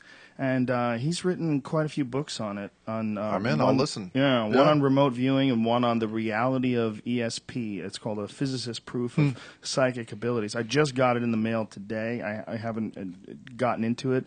But at the Stanford Research Institute in the 1970s and 80s, Targ and his colleague, a guy named Harold Putloff, co-founded a 23-year, $25 million program of research into the psychic abilities and their operational use for the U.S. intelligence community. Sure. Time travel chair, like I said a couple months ago. Including, I don't know what that means, including the CIA, Defense Intelligence Agency, and the Army Intelligence. And these abilities are referred to collectively as remote viewing. And they both express the belief that it's possible, and that they believe that there is actual physical evidence that proves that people can accurately describe and depict things that exist somewhere where they're nowhere near. It would be fascinating to know whether they can prove it. I would love you guys to haven't see looked into any of that yet? I mean, I know about it, and Right. in the spirit of not saying anything negative about something I don't know a lot about, I don't want to shoot it down right off the bat, but it doesn't sound likely. It sounds like fuckery, right? It does. right? It does. It sounds like it to me. Yep. But we've had a friend, Tim Ferriss, in here who described studies that are done where people accurately describe things through remote viewing. So I'm really interested in that. It also has been, I should say this is controversial, but it's been written at least that it's been proven statistically that people can tell when people are looking at you. That someone can more often than not be accurate about whether or not someone is looking at you. Like you could feel someone's eyes on you. I don't know whether that's true or not, but I do know that there is if you talk to a police detective, they'll tell you that when you interview witnesses, to an auto accident, let's say, they typically say that they saw the cars collide, when in fact they typically heard the sound, whirled around, and then saw the aftermath of the actual collision. But their memory tells them this was me seeing the cars collide. And so I wonder how much of it is hindsight, Where's the memory stored? Yeah, good question. Good question, right? I mean, the ability to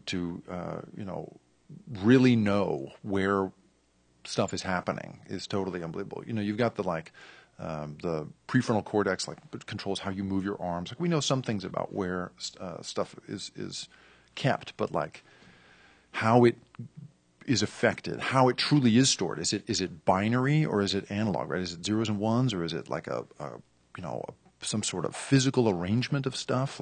We don't know. And we know that if you stimulate certain parts of the brain, you can rekindle memories, right? Or at least rekindle the ability you have to retain memory. I don't know that you can bring them back, but you can certainly, you can stimulate the part of the brain that can help foster that for some reason. But again, this is us poking on the outside, right, and seeing there's a Far Side cartoon from years ago where the group of doctors is around the table and one of the legs is going doing, doing, doing, out one side, and the nurse says, careful doctor, don't touch that part or leave that part, or whatever it is. And that's totally, that's sort of where we're at in terms of brain research. I read this speculation once where they were thinking that it was possible that memories were in fact stored in the neurons, and the idea behind it was that human cells regenerate every 7 years. Like pretty much every cell in your body is completely regenerated every 7 years, except the neurons.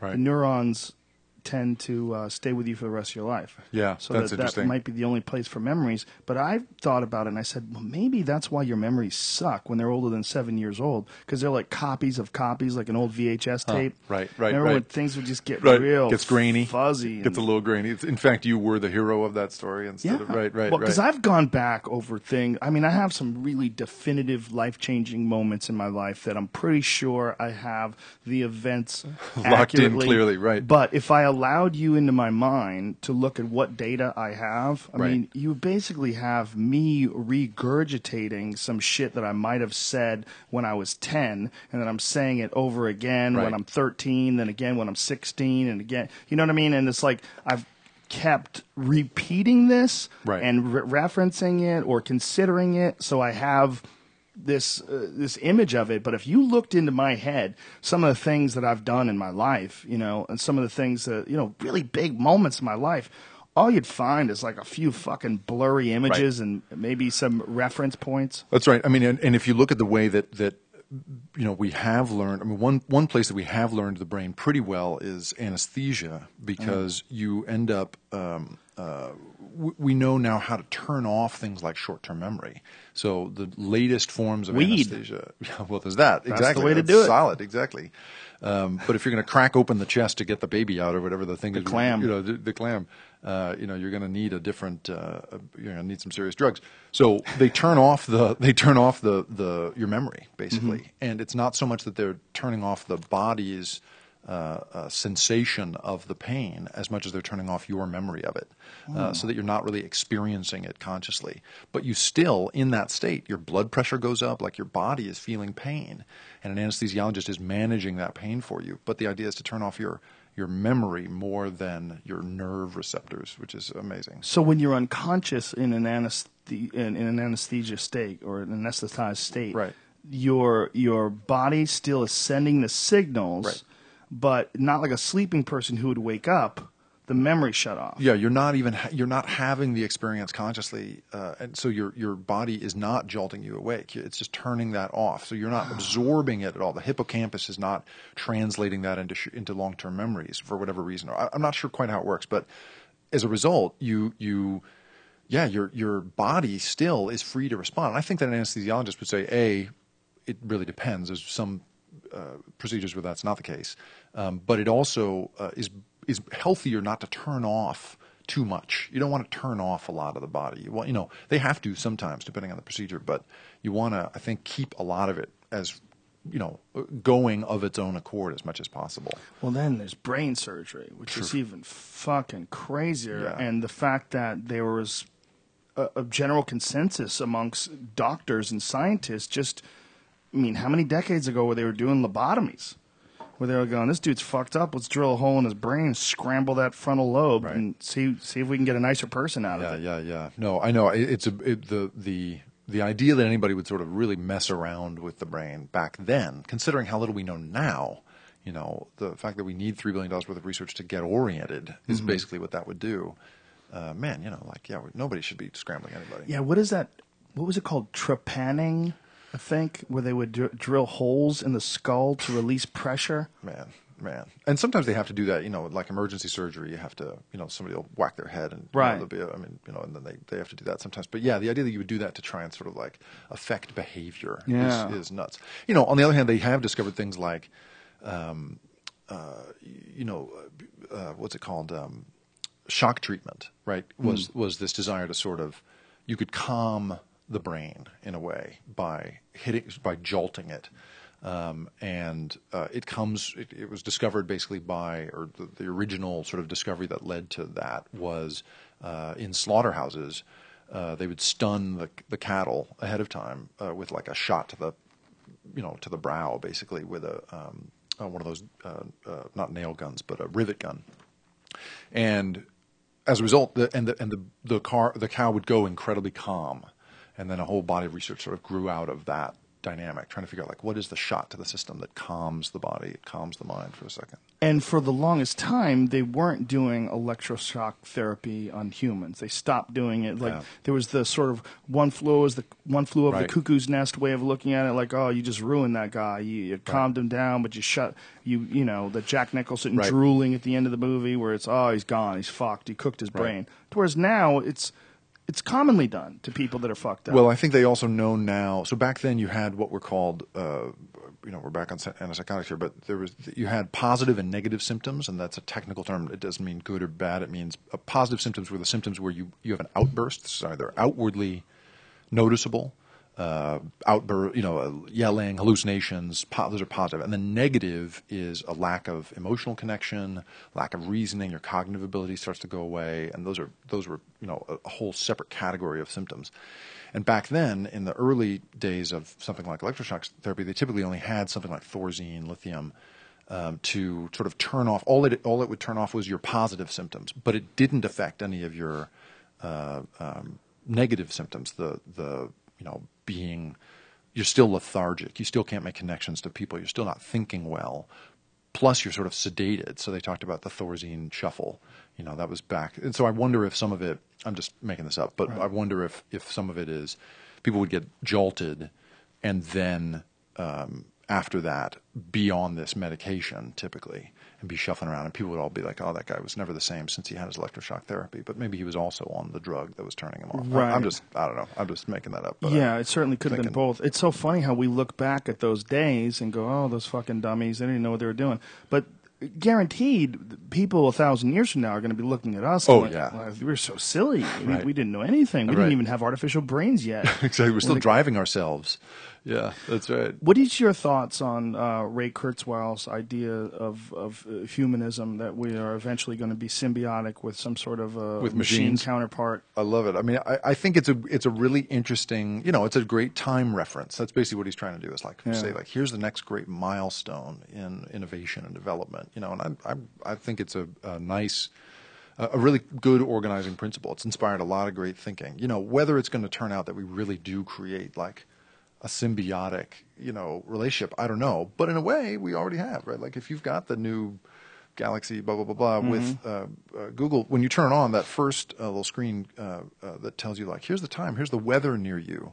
It'll also follow it'll track your time, like where you are, and begin to pick up the history over time of where you are, and it'll start to suggest like, here's a better route to take to work, or here's food near you, and it's telling you information before you're even asking for it, which for me is a totally new, or crossing this line where it's no longer like, oh, I'm hungry, I want to go eat something, and then you pull out your phone to ask it how to do that. Instead, the phone is telling you, hey, I've got an idea. Why don't you get a burger? And you're like, thanks, phone. And then you go get and so in a way, we've almost already gotten there, And the biggest giveaway is how weird you feel when you leave it at home. You forgot your phone. Shit. Yeah. Jeez, I didn't use my phone for almost 2 days this weekend. It was the best feeling ever. And I've noticed that one of the biggest things with hipsters nowadays is that they don't have cell phones anymore. And I could kind of see myself even going back there. Is that really the big thing with hipsters? Is that a hip thing? I hadn't heard of that. Yeah, the new thing is hipsters don't have cell phones Dude, anymore. that's great. And I that they hadn't heard that. they just write letters. Are you I'm being 100% serious. I just found out about it this week. Where'd you hear this from? This girl I know is working on a movie, and I guess there's a couple people that are so hipster that they don't have phones, and so she has to like email them. That's great. Like, Wow. I'm They're into idiots. it. It's like the steampunk thing, like looking back, nostalgic at that time. Try to find out if a That's movie's awesome. good if you don't have a phone. That's ridiculous. That's funny. That's so stupid. Why you don't have to use it, dummy? But the fact that you don't have one, Yeah, get but I'm the an addict, fuck man. out of here. Yeah, I'm But an addict. fuck, Yeah. not using your phone for 2 days. It's Yeah, such what'd you a do? Yeah. What did you do with yourself? I ate mushrooms and swam with dolphins. Well, I did it when I went to Montana for 6 Wow. days. For 6 Yeah. days, no cell phone. It felt great, right? Yeah, it's also good to get the fuck away from the hive, because we were camping for those days that we were out there. So it wasn't just no cell phone; it was no contact with civilized world. It was just the natural world of walking around and hiking, and it's a completely different feeling than when you're constantly checking your email and constantly watching the CNN screen at the airport and all that the constant input of information. Right. Do you have any experience at all in sensory deprivation tanks? No, not me personally. I am really interested in. You had said earlier when we were looking at that footage of the cumulus cloud and the soldiers running toward it, like how fragile the body is. That's that's the subject I geek out on hardest. I really am fascinated by exactly that, and sensory deprivation tanks. It's just funny, like we're so vulnerable. We're such vulnerable little creatures, and it's so unbelievable that we move around the world and live around the world where we do, how we do. Louis C.K. has that great thing about people complaining about the Wi-Fi not working on the flight. He's like, you're being thrown through the sky in a chair. Come on, and that's totally how I feel about everything. Like when I look at airbags, Sure. safety restraint systems, like pressurization on planes, all that stuff. It's unbelievable. So, yeah. Yeah, what I meant though is the actual effects on the mind Sorry, of yeah. sensory deprivation. Right. You never experienced that at all? I haven't gone in and done a tank. No, Why not? I've never done. I don't know. I just haven't had the opportunity. I'd love to. It sounds great. You're leaving soon. Otherwise, I would have suggested a place here. But in Northern California, there's a gang of places you can Oh, go cool. to, and I'm sure Twitter people attack. Go send them some links. You got to try it. If you're fascinated by the human mind, you really need to try that state. Cool. Because it's not available anywhere else in the world. How would you describe it? Have you done it? Oh yeah, I have one in my house. No kidding. Yeah, I That's do it great. almost every week. Many times a week. Yeah. So what's it like? What's the effect? Well, there's no senses coming in. I mean, even having this conversation, there's no distractions. But every now and then, you hear that truck that goes by next door, or you feel you have to shift your butt because it gets uncomfortable. All that's input. All that's input. When you're in the tank, there's nothing. There's no input. And much like we're having this conversation, if a truck goes by, it's a slight distraction. If you were trying to formulate your words and that truck was really loud, it would be annoying because you have to deal with that input. You have to deal with that information that's coming towards you. Right. When you're inside the tank, it really is the only environment in the world where you don't have your body talking to you. Right. You're floating in water that's the same temperature as your skin. There's 1,000 pounds of salt in that water, Epsom salt, so you float like you're completely buoyant. And because your temperature of the water is the same as your skin, you don't feel it after a while. You literally feel like you're flying through space. What does it do to the total to your- darkness, to your total mind? silence? Yeah. Well, your mind Where's has your mind no sensory input, so there's no distraction. So it's super powered. It's ridiculous. Just as your brain is compromised when there's a jackhammer next to you, your brain becomes equally magnified when there's nothing. If I have any problems whatsoever, if there's things that are bothering me, I go in the tank and it's like having a seminar on my life. It's like all of a sudden I can see things so much clearly, and so much more clearly. And you're completely outside of the world. I mean, you're not lying on a bed. You're not in an ashram. You're not even in a human body anymore. Right. It's your consciousness literally untethered from the human body. That's awesome. Yeah, you need to do it. It Yeah, I doesn't will. make any I sense. will. I'm in. That sounds great. I didn't invent this fucking thing, and I can't believe that I tell so many people about it, and they're like, wow, I need to do that. I'm like, Jesus, it's 2013. Why the fuck are these things not everywhere? Right. They're so incredibly beneficial, and they give you a lot of the benefits of psychedelic drugs without any of the worries about tripping out and losing your mind. And, you know, a lot of people know someone that's lost their marbles on LSD or something, or had a bad emotional experience on mushrooms. Sure. And so when they think about the idea of taking a drug to detach from the reality to gain a fresh perspective, it's terrifying. But you can achieve psychedelic states in a sensory deprivation tank with no worries at all. Totally. I will try it out. I've never done it. Get on it, Always- son. I Or just will, eat man. mushrooms. It's better. It's not better. You don't even know. You don't even tried an isolation tank. How do you talking that? It doesn't beat mushrooms. You don't know that. You don't know anything. So you're saying isolation tank beats mushrooms? I'm saying it's the same sort of experience. You can have the same experience that you can have on a heavy-duty mushroom trip in an isolation tank. And, by the way, a mushroom trip in an isolation tank is 1,000 times more intense. Hell. Weed is more, for you, self-explanatory. Get me the fuck That's out the of last this thing you room. want. It's just a incredibly unique environment that I'm shocked isn't available at major universities. I think it should be everywhere. I think people should have that. It should be. You can go anywhere and you find a yoga studio. Try finding a sensory I deprivation. think the place. reason, Joe, is that a lot of people it doesn't work on. That's not the reason, Brian. The I would reason think- why it's not available is not because a lot of people it doesn't work on. No, I mean that's why it's Doesn't not make as any popular sense. because a lot of people do the isolation tank and does nothing for them. So why would they go back What to doing? are you basing this on? I know several people that have come up to me and talked to me about isolation tanks because they've heard it on this podcast, and they were like, "I've done it 3 times. It's nothing to me. It's just kind of boring. I just sit there and that's happened to me at least 3 times." Those are the people that are desperate to talk to you. They have limited resources. Right. I'm telling you because I fucking have one in my basement. I know. use It it works all on the you. time. Maybe it's it just works. on you. You just need to learn how to let go and concentrate. It's not like it's an immediate jolt into hyperspace. But what it is the an environment where you can truly be away from the influence of the body. And if you're on any sort of substance, any psychedelic or anything, it's magically enhanced inside the tank. Wow. You eat a pot cookie and get an isolation tank and tell me that's not a trippy experience, I'll tell you you're crazy. It's so beneficial. There's a couple issues. One, most people who do it, they don't do it enough to get truly relaxed in that environment because a lot of the sensory deprivation tank experience is about letting go. It's about learning how to relax and learning how to let go and not concentrating on the fact that you're in a tank and not bumping up against the walls. You got to get good at it, and you got to get good at the whole letting go thing. It's not easy. It's just like meditation. It's a difficult thing to do. But you can achieve some pretty powerful states in meditation. You can achieve much more powerful states if you're meditating inside an isolation tank. I just wanted to know if you knew anything about the actual effects of the mind. Do you remember that movie Altered States when the dude was wired up with all these electrodes and they were monitoring his mind while he was in there? I haven't seen it. You haven't seen Altered I'm States? sorry, I haven't. Well, it was all based on John Lilly, who was, by the way, used to take acid and talk to dolphins. That was his thing. That's He was what I a did. pioneer in interspecies communication. And Lilly would get an isolation tank and set it up right next to a tank filled with dolphins Right. and hop in the isolation tank and trip his balls off and have this experience. But he created the sensory deprivation tank. There was a couple different versions of it. The first one, he was vertical with sort of like a space helmet on for his air, and he would like float based on this tank. It was like he would kind of be floating from his head. Wow. Yeah, Huh. and then the second one, he figured out, okay, if you lie vertically and fill the tank with salt, you'll float.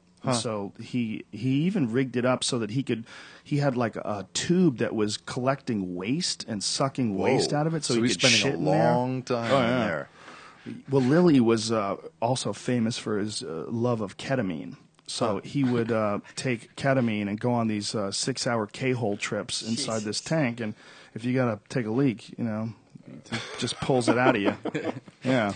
Joe, I was peaking hard during these this mushroom trip though. Like I ate a cap. I just went into a little, and I started like to the point where my hands were melting, and I had to go into this water, and it was intense. Like sure. I was like trying to like talk to the dolphin with my mind, like staring at it in its eyes and stuff. And How'd that go? It went pretty good. I mean, it was pretty ridiculous. But the crazy thing is that the dolphin racked me twice, didn't hit anybody else, and then at the end busted me on the lip with its tail. Ooh, you got lucky too. Dolphins are strong. Yeah, it was like. So what are you thinking? That the dolphin was like hearing your cries and wanted to beat the shit out of you because you were annoying? I have no idea. And the only other thing I could think of is I was at the end of the line. So when they were like, all right, we're going to flip the dolphin over, everyone pet its stomach. Well, I was petting the vagina the whole time, didn't even know it.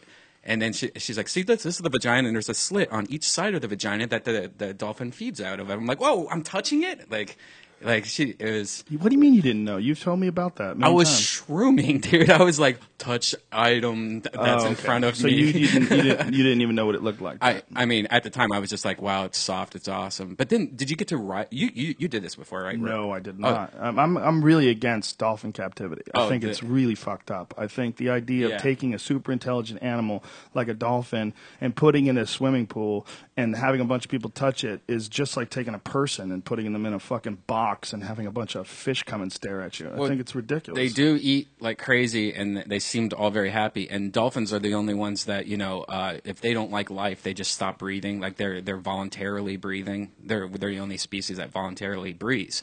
And so like that's why a lot of times when dolphins will just commit suicide if they're unhappy, and they would all commit suicide if they were unhappy, wouldn't they? That's silly. That's instincts. I mean, you're saying that their life has to be so horrible that they commit suicide. There's a lot of people that are ridiculously unhappy in prison that aren't committing suicide. Right. It doesn't mean that prison is awesome. Yeah. I mean, by that logic, that doesn't make any sense. Wouldn't there all. be, you know, some dolphins that killed themselves then if they were unhappy? I mean, they just How do you know they pretty that much they just don't? got fed the whole time. Yeah, like I was watching them. But they have no freedom, man. They have no freedom. Not only that, they steal them from their mothers. The killer whales are very famous for that. And killer whales, by the way, the only incidents of killer whales ever murdering people has been in captivity.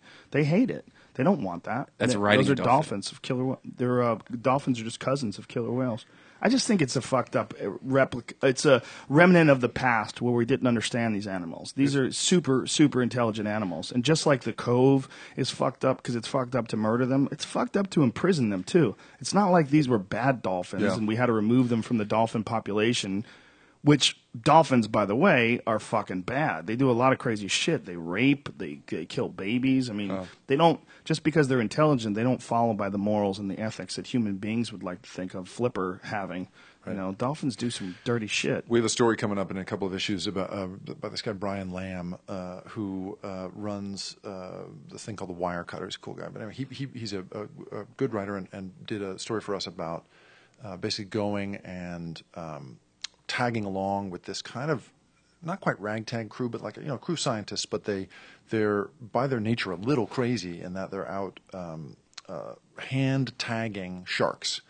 They get them up on the boat, like big, dangerous, hammerheads, the whole deal, and they tag them with these very improved tags that are far more technologically sophisticated than what we have now, and as a result, are giving us all this new data about sharks and what they do, where they live, how deep they go, all this stuff. But he was describing what it's like in the story. He describes what it's like to try and to be in the water with a shark, and how incredibly scary that is. Like those things are just built for death. They are, the nature's perfect weapon. Those things. Yeah, that must be absolutely horrifying. One of the reasons why I'm so adamant about the dolphin thing was that I had a psychedelic experience with dolphins too, from eating pot and being on a boat. And that's that bit that I do, the story that I wrote. These dolphins were playing with us. Yeah. They were jumping next to us by the boat, and they're really playful, and they're really obviously intelligent. Like, they don't fall for the hooks. They're not biting our bait.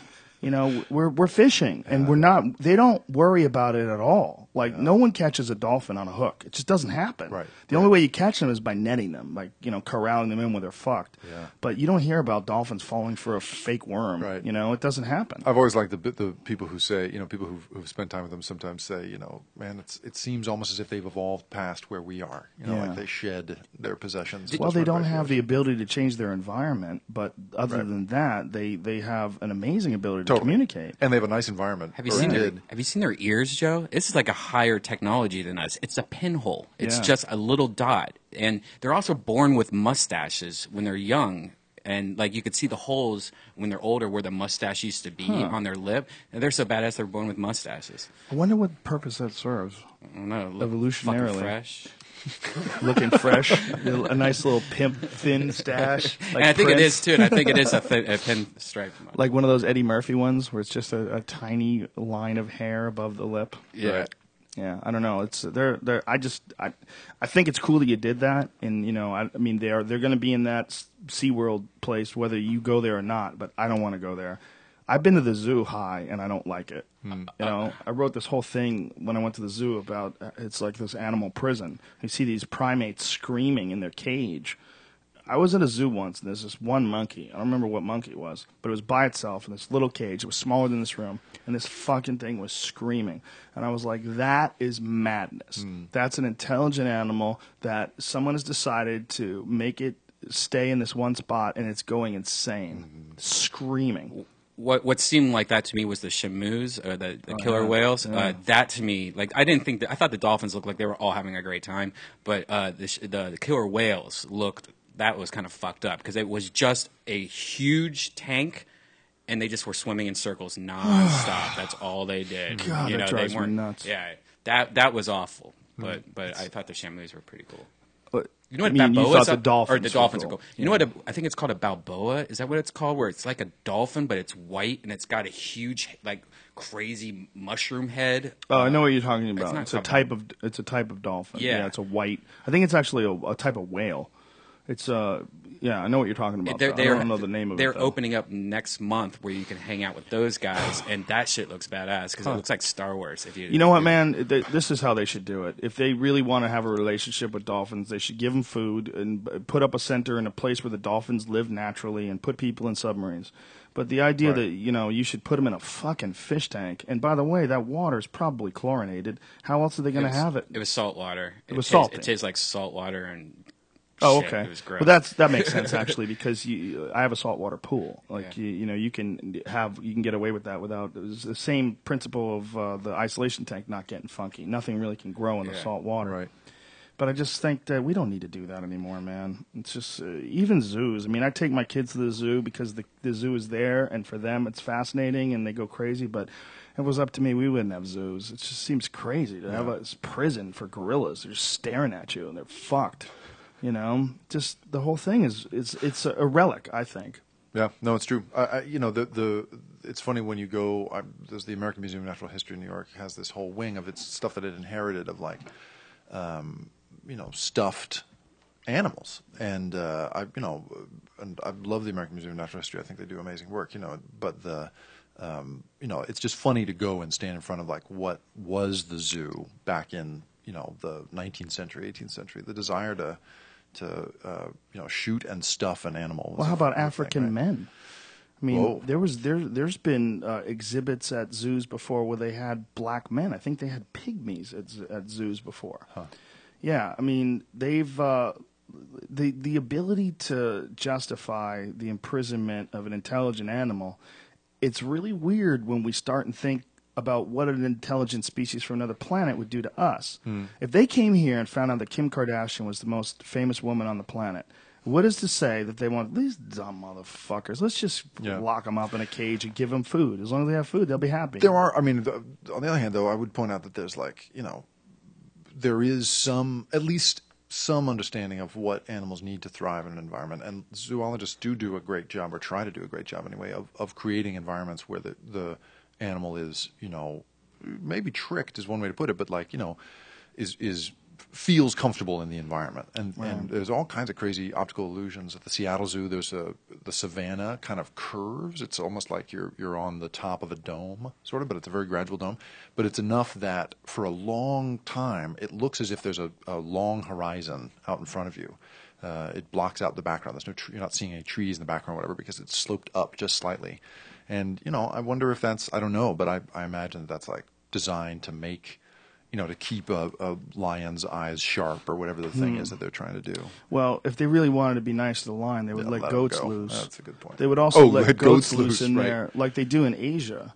In Asia, the way they treat tigers, it's really not sporting whatsoever because they back a truck up and they lift up the forklift in the back of the truck or whatever the cab in the back of the truck, and the goat falls out. The tigers just tear it apart. Wow. Have you ever seen that before? No, I haven't. Cue the video. Yeah, it's there's also a zoo in Iraq, and that's one of the first videos I ever saw about it online, where they released a goat, and these lions came running out and ripped the goat apart in front of all these GIs that were there with cell phones. Whoa.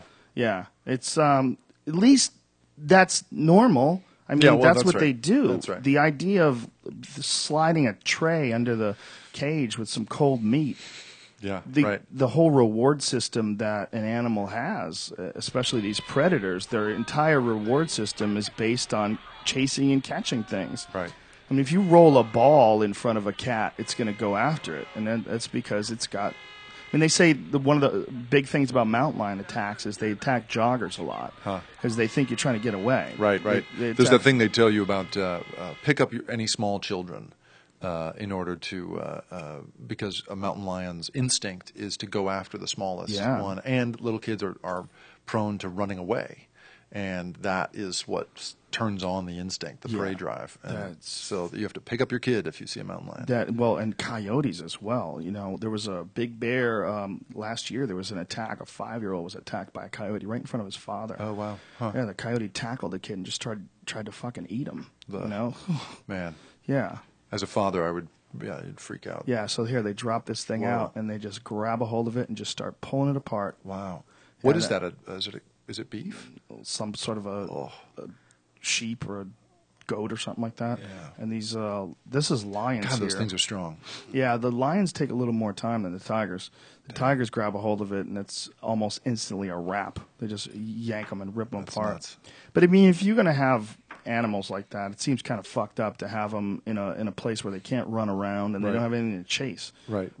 Their whole reason to live. That's right. what They've they evolved like. all these incredible abilities, right? The teeth and the prey drive, the eyesight, all that stuff, and you do need to keep that right. It's Keep like it sharp. vegans who feed their dogs vegan dog food. Like, oh, you fuck! How dare you? Like, that dog's barely surviving on that shit. By the way, I was talking about a beluga whale earlier. Oh, yeah, that's it. What are they as smart as a dolphin? Or are they? That's a good question. I think it's the same family. I mean, they're definitely it's that family. Yeah. Yeah, I think there's a whole gang of smart marine animals, Right. And we're willing to imprison all of them. What's really also amazing is seeing the stingrays. They have this whole thing where it's just this pool where you can touch and feed stingrays, and these stingrays would just come up out of the pool, and they look like little dogs that instead of having feet have like wings almost. It was really amazing Because they're so domesticated. Yeah. Yeah, I fed them in Hawaii. There's a tank at the Big Island where you swim with them. You put a snorkel on, you swim with stingrays and all these other fish. And fish poop, by the way, everywhere you look. Yeah. And it's not even a tank, actually. It's like a big pond. And they'll allow you to feed them. And little kids feed them. They hold food out, like scallops and stuff in their hands. And the stingrays come up, and they're crazy mouths, and they just suck it right out of your hand. SeaWorld's badass, though. That's all I have to say. Yeah, I agree. I mean, it is badass, but I can't agree with it morally. I think they're intelligent, and I think we have to sort of draw some sort of a line as to how we deal with intelligent beings. Our attitude is like, what are you saying? I can't understand you. Do you want a fish? Then you have to do the trick.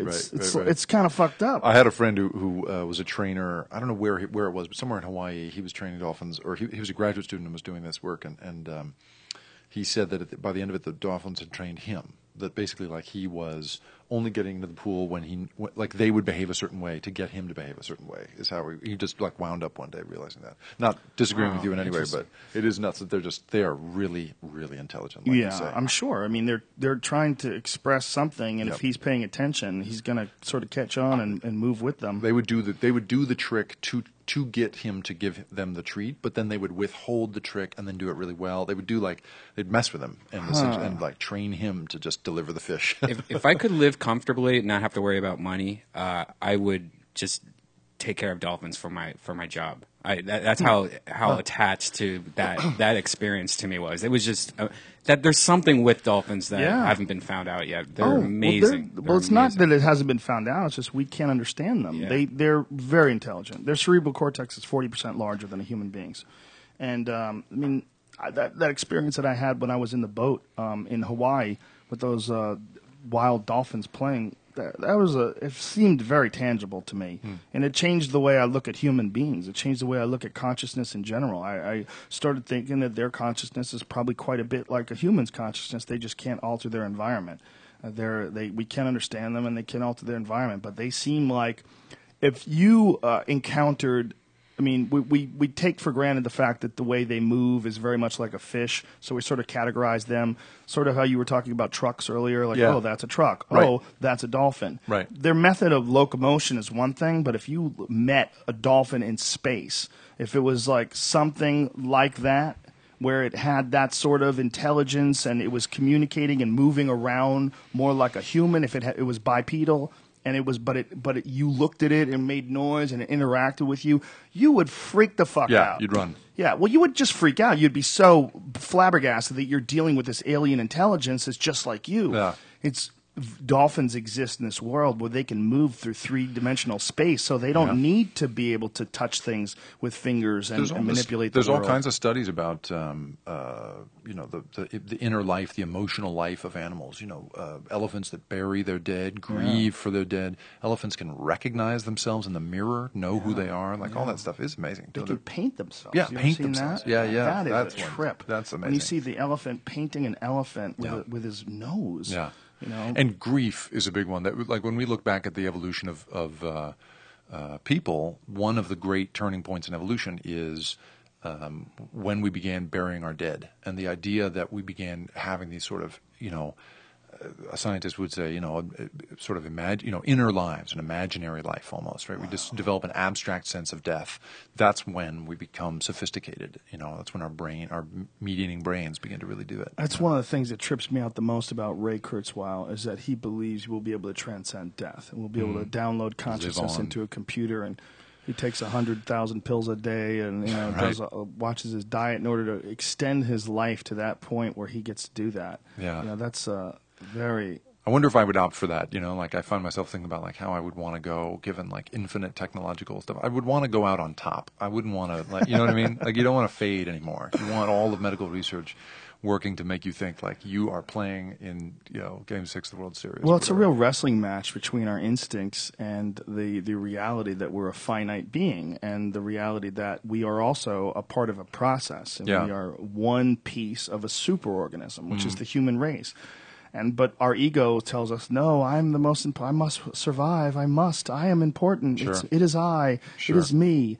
It's the thing that is always amazing to me about people who can be so brave and reckless with their bodies and so forth. It's like they're taking what you're describing and sort of somehow resisting it in a weird way. Like your brain is evolved to basically keep you alive, keep you out of danger, and the idea that people can sort of voluntarily enter dangerous situations is to me an amazing. You mean like fighters or something? Fighters or like wingsuit people. Yeah, exactly. Extreme athlete stuff is unbelievable to me. That I just think that's so. It's amazing and thrilling and wondrous and also scary as hell and sort of nonsensical from an evolutionary perspective. Like the idea that you would voluntarily leap off a cliff. You have to resist so many millennia of programming to do that. Yeah. You know, it's nuts. In a great way, I guess. We have the luxury of doing that. Yeah, But, and it's oh my also God. that weird thing that we do where we try to outdo each other and who can do the wackiest, craziest, scariest shit. I mean, Right. that's how these X Games things, like Right. they've had to like put limits on people, like say, okay, you can't do that anymore because someone just died trying. Like, Yeah. stop with a quadruple flip off of the Right. top of this ramp. It can't, either it's not going to be done or it's going to be done and 20% of the people are going to die, and that's not acceptable. Yeah, right, So- right. I mean, you can't really regulate what people are going to do, just if we give them a suit. Those guys are Right. mostly doing it illegally.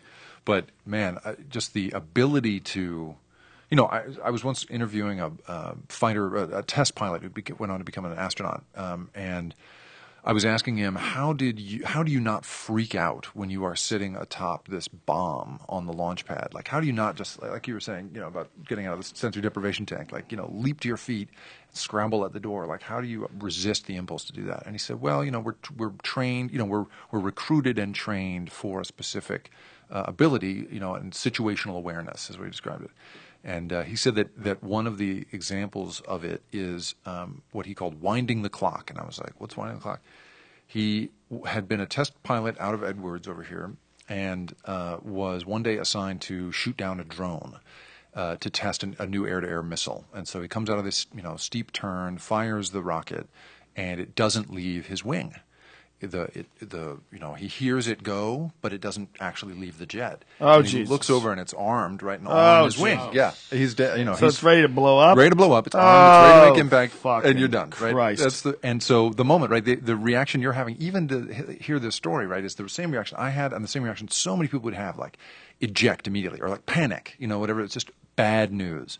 And he said that in that moment, they're trained to wind the clock. They literally would reach up to a cheap clock that they had duct taped to the dash of this fighter and wind it to keep it going.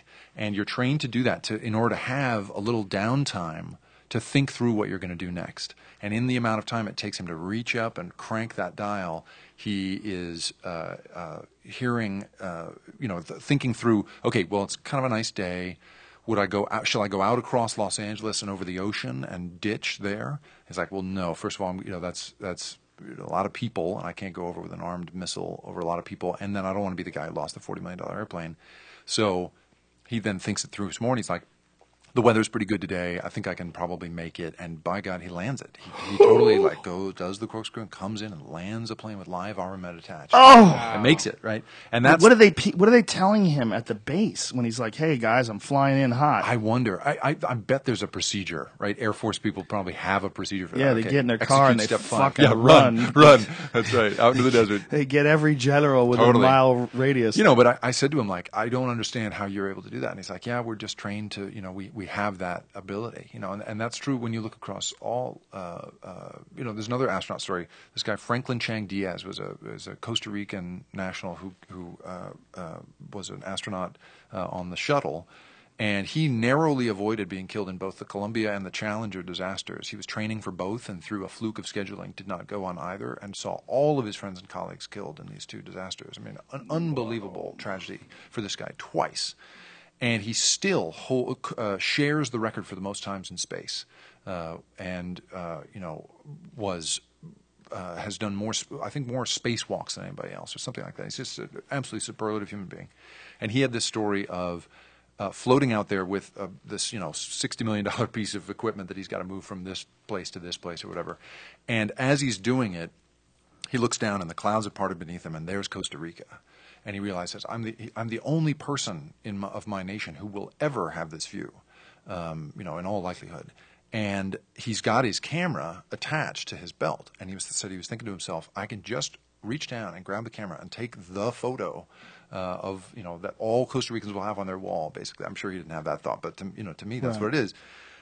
And he doesn't do it because he would have had to let go of this piece of equipment and go for the camera, and he's got a duty to perform. He's like, they brought me here to do this job. I'm going to do this job, and he scoots it over. But again, that's a piece of programming that he's resisting, like by his training and his steadfastness and whatever it is in his brain. Like, man, the guy doesn't just do what I would have done, which is throw the piece of equipment out into space and take, Yeah, cameras. training is a fascinating thing. Right. The idea of developing your skills and your mindset to the point where you can do extremely dangerous things and keep your composure.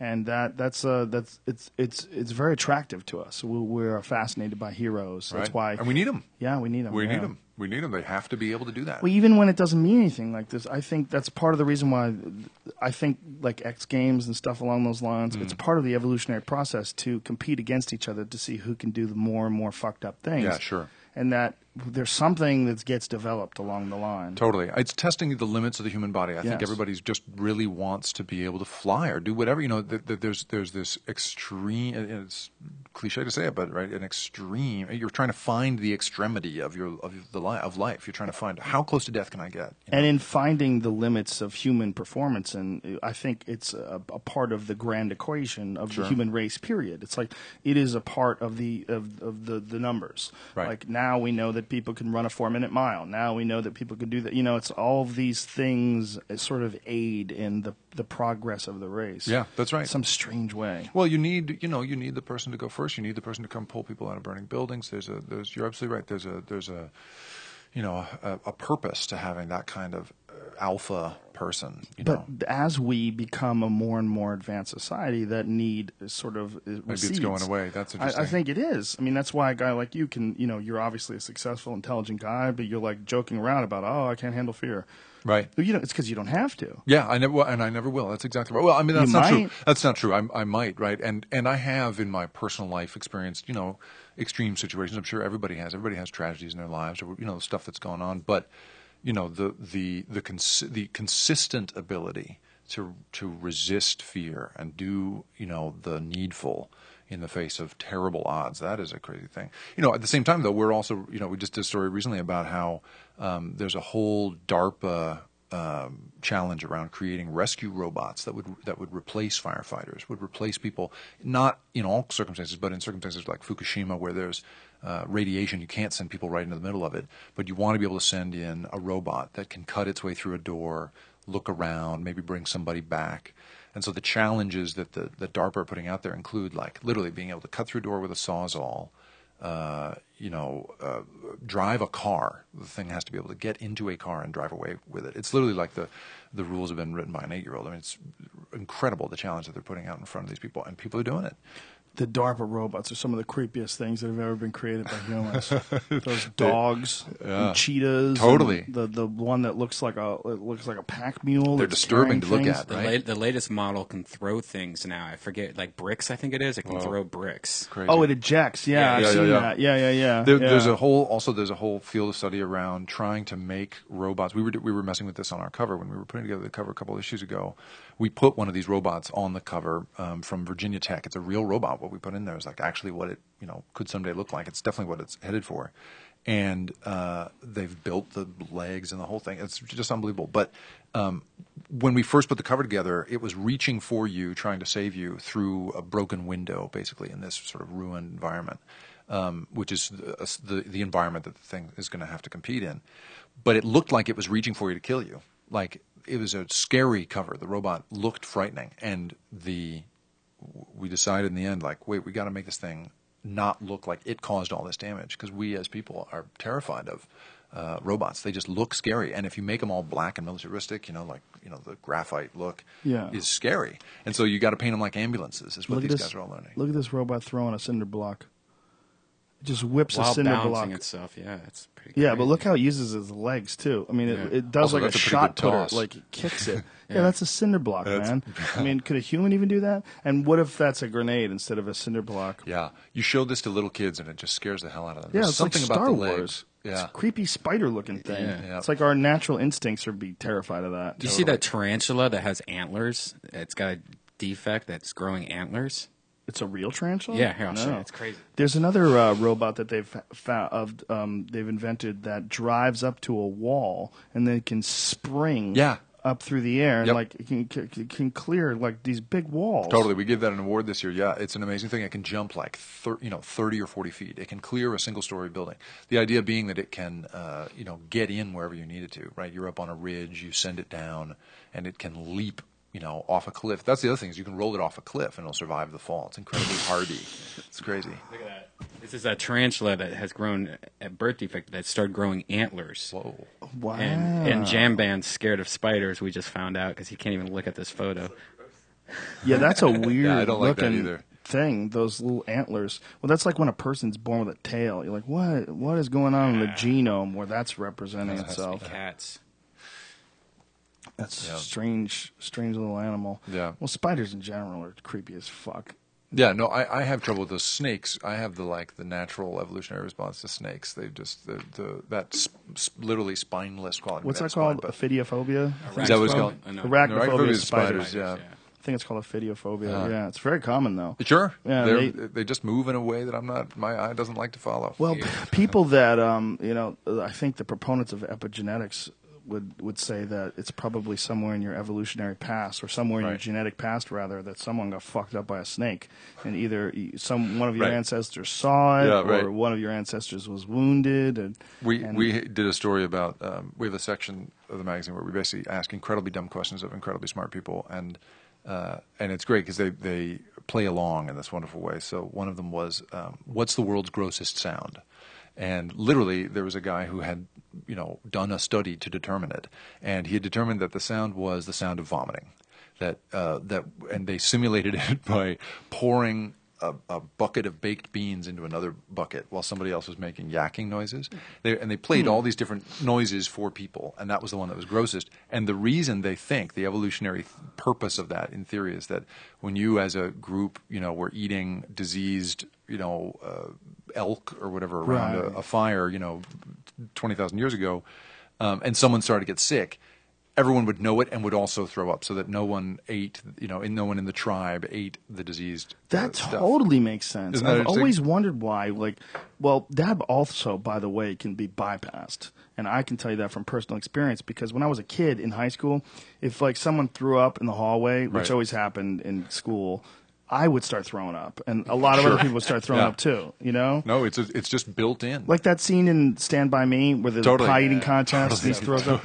Well, that doesn't work on me anymore because of all my years of Fear Factor. I've seen so many people throw up. I've seen Really? Yeah, that's I've really seen- interesting. Huh. I don't know how many people I've seen throw up. We did 148 episodes, and every episode somebody threw up. You totally are a test case. That's really interesting. So nothing That's makes funny. me throw up anymore. Yeah, I could be right next to someone throwing up on the ground, and it doesn't bother me. In fact, my wife threw up in her car once, and she was all upset because she couldn't clean it because she would throw up again. I was like, I'll clean it. Like, it didn't bother me at all. Interesting. The smell of puke in her car in August, and it just didn't goes bother me away. at all. That's It totally great. goes away. That's great. I can be at a bar and someone threw up in a urinal. I'll pee on it. It doesn't freak me out. Wow. Yeah. I think the grossest sound is two guys fucking anyway. I don't think. How do you know what puking's that sounds like? Busted! Oh shit! I got you, son. Well, unless you were gay, then that would be the most awesome Exactly. sound ever. Well, that was like the idea of do gay guys get accustomed to the smell of poop? Is that like an okay smell to them because they're into anal sex? I don't know. I mean, what causes certain connections? What causes you to be repulsed by certain things is always very fascinating. Yeah, sure. Sure. But that thing of the throw up sound, Yeah, isn't that funny? totally makes sense. Yeah, it just makes perfect sense. Yeah, I think Yeah. that's right. And Anything liquid, The smell of a squishy. death is, I think, also actually the worst. The Have you ever smell? smelled the death smell of like it, and that a is dead also person that's or also a dead useful animal? instinct. I Oh, would say yeah, yeah, when you smell yeah, it, you want to go the other way. That's Yeah. a good idea. Yeah, when I was a kid, someone died in our apartment building, and they didn't find it was an old lady, and they didn't find her body for a while. Yeah. And it was the entire floor had this horrible, horrible odor to it. We would walk in, and then eventually they found out that this lady had died, and they went and cleaned it up. But the smell lasted forever. Sure. It took the longest time to clean that out. It's not like any other dead smell. Yeah, no, I mean it really is that thing of it's also we were talking many hours ago about trying to have as few openings as possible in the body. Mm-hmm. That's the other reason you do want as few as possible because there's some stuff you got to keep in there. You don't want it out in the world. And I think the fear of that smell is probably to discourage predation. Yeah, and When we were really starving to death and people would find a dead person, and Right. go, well, fuck it, man, we might as well just eat them. yeah, I bet that is part of it. I'm sure one could make that argument, and the feeling of there being a purpose to staying away from that like dysentery results Right. from if you don't have adequate waste systems and people are around, if it infects the drinking water. Like there's so many reasons to stay away from the dirtiest parts of people. That's right. Yeah, the evolutionary desire to escape stinky people. That's right. Right? That's right. You know- There's a whole yeah. thesis there, I'm sure. Somebody's Yeah, written why that. is bad breath so horrible then? I mean, that can't really affect you for real. I guess it can. Maybe if the person's sick, though, right? Sometimes it can be a symptom of disease. That's Yeah. interesting. Yeah, maybe that's why. That's right. This guy's not well. I got Yeah. to get out of here. That's funny. Well, listen, man, this has been a fascinating Dude, conversation. this has been fascinating. You guys are good company. This is really Thank you. a lovely place. Anytime Yeah, you'd it's like cool. to do this again, we'd be more Yeah, than let's happy do it. to have you on. You're way. I'm just to say this right now, but you guys are like on it. This is a much. Like I was on my toes this whole time. Like no dummy, Joe Rogan. No Oh, dummy. well, thank you. Yeah. I'm glad you had a good time. If you want to take mushrooms and hang out with Brian in a dolphin tank, I'm sure we can accommodate you. See, I wonder if there's like experiments going on like that. Because if I had a dolphin, I would be doing weird things like There's that. two. Well, there's that's- definitely two researchers who could compare notes and come up with the something like that. Well, that's right. why you should read Lilly, bro. Yeah, you should I read should. some of That's John Lilly's interesting. stuff. He was a pioneer in interspecies communication. He actually, peer-reviewed stuff on dolphin intelligence because of psychedelics and getting in dolphin tanks or getting in isolation tanks. You need to take an isolation tank trip too, man. All this crazy poo-pooing of it without any personal No, I'm not experience. poo-pooing it. I'm just saying that I'm sure it doesn't work on some people because I've had people tell me it didn't work on them. That They've tried word many doesn't times. work is like saying, I have a computer and I don't know how to get on the internet. Well, I think It's like, you don't some know how to people's use it. minds are just too active to slow down to the point where that would be helpful for them. Like they're almost ADD people. I agree. probably. I agree with what you said, except the word "too." I don't believe that their minds are too active. I believe their minds are active. I believe they don't know how to manage that, but that can be taught. The amount of emails that I get every week, the amount of Twitter messages and Facebook messages by people that have positive experiences in isolation tanks and how much it helps them and changes them. Fighters, a lot of fighters started using them to meditate and to practice relaxing. Plus, it's an awesome source of magnesium. You just need to do it, dude. I mean, it's so crazy that you haven't done it. Oh, It's yeah, not I like totally you're busy need to all do day. it. No, I What is totally that? need to do it. Destroy hat. What is that? Destroy? I don't know. Kind It's of just a a cool hat, hat. I got. Yeah. What is that on the hat? The dude on a rocket? I think it's the Red Satan. Skull or Satan. Satan. or a red skull on a rocket. Dude, that's fucking badass. Where'd you cool. get that? San Diego. Powerful San Diego. San Diego's awesome, isn't it? I would almost move there if it wasn't for the military presence in there. Like the people are all ex-military, so everybody acts like crazy. Like the bouncers of every bar are so much more strict and intense. And like this woman came up to me and I was smoking a cigarette and she goes, "Are you smoking pot?" And I'm like, "No, this is a cigarette." She goes, "Let me see that." Okay. And she just walked away. Who and I'm like, was she? "What the fuck?" No, I had no idea who A she lady was. on but the she- street? Yeah, she was. You could tell she was a military chick though. Yeah. And then it was just like that was everywhere I went. It felt like that. And then I don't know. It just felt That is a Nice feature, side though. effect. strict town. That's without a doubt a side But effect of a military area. If I could live near Mission Bay, I tell you that is the most beautiful area. And the sea, what is that? Sea lions. Those retarded animals of the night that just go like listening to that is some of the funniest shit ever. Yeah. Because out of nowhere, that one would just go. Oh, you're like, what the fuck is well, going on? by the way, that's also what attracts sharks. Oh, really? Yeah, sharks love to eat the fuck out of those things. I feel bad for those guys. They're Yeah. just like They're big fat retards that Big live in the meat city. popsicles, right? That's what they're That's there right. for, I I'm think. so delicious. It's probably what they're there for. I mean, Yeah. what else are they doing? They're providing food to sharks. Looking up in the sky, like, doing Yeah. nothing. You ever seen Running those for it. poor walruses that polar bears run up to and they can't get away? They're on the ground. Why can't they get away? Because nature doesn't want you to get away, dummy. You're a big meat sickle. Someone's got to Yeah. feed this big guy. Yeah. That's Ugh, right. ugh. That's right. Well, listen, man, thank you very much. Yeah, we really appreciate it. appreciate this. I'm so Me glad too. we did this, and let's do it again. Yeah, sounds great. And you could follow Jacob on Twitter. What is your Twitter handle? You got a bunch It's got of an lines underscore. in there I and was shit. I was late. I'm sorry. So anyway, it's underscore Jacob Ward underscore. But Can you get Jacob Ward? just Pop search for Sci? my name? Yeah, search for my name and you'll just find me. Jacob Okay, Ward. Jacob Ward. It's underscore Jacob Ward underscore. Yeah, I'm sorry. Oh, what? You Yes. need to change that. I don't say it out loud ever. I would say this is Right. the only time I've ever had to say it out loud. It's Well, like easy to find. Ward just Science. go Jacob Ward. Just look for my name on Google. You'll find Do you it. have a little check next to your name so everybody knows it's the real you? Are you verified? No, you're not. Oh, You're not I don't verified. even know. You you're don't right. even know I haven't about done that? I haven't even done that. I'm sorry. Yeah, once you get you got to get into that world of fake Jacob Wards. And then I you guess gotta so. Go, God damn it, I got to get verified. Because a bunch of people are going to have fake Jacob Ward accounts and post a bunch of non-scientific shit and attribute it to you. That's funny. That could happen. That's funny. You know what sucks, Joe, is that I don't have it, and I have a bunch of fakes that are actually acting like me and stuff like that. And I just found out there's this guy that's on Twitter that has like 2,000 Twitter followers, and his name is like Spilled Bag of Ice. Yeah, and he's verified.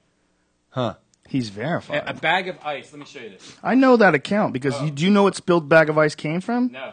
Came from a UFC fight where a bag of ice spilled in the octagon, and I gave a whole commentary for like 3 minutes on these guys cleaning up the ice because it was so ridiculous. Yeah. And I was like, get back in there. And it was funny, and so this guy became Spilled Bag of Ice, and he's verified. And he's verified. That's the internet telling you to go fuck yourself, Fucking pal. yeah, I'm done. Listen, I'm gonna go and Wikipedia. I escape. bet he's got a Wikipedia page too. Oh, I'm sure. I'm gonna escape and live with dolphins. I don't care Someone anymore. can tell you how to get verified. I'm sure there's a convenient way to do it. You just have to find it. It's supposed to be if there's enough people that are acting like you, and there's so many people like I don't even say who I know is acting like me online, and people are actually asking him questions like, "Hey, Red Band, what's going on?" You talking about that crazy dude Yeah, that we yeah, both yeah, know?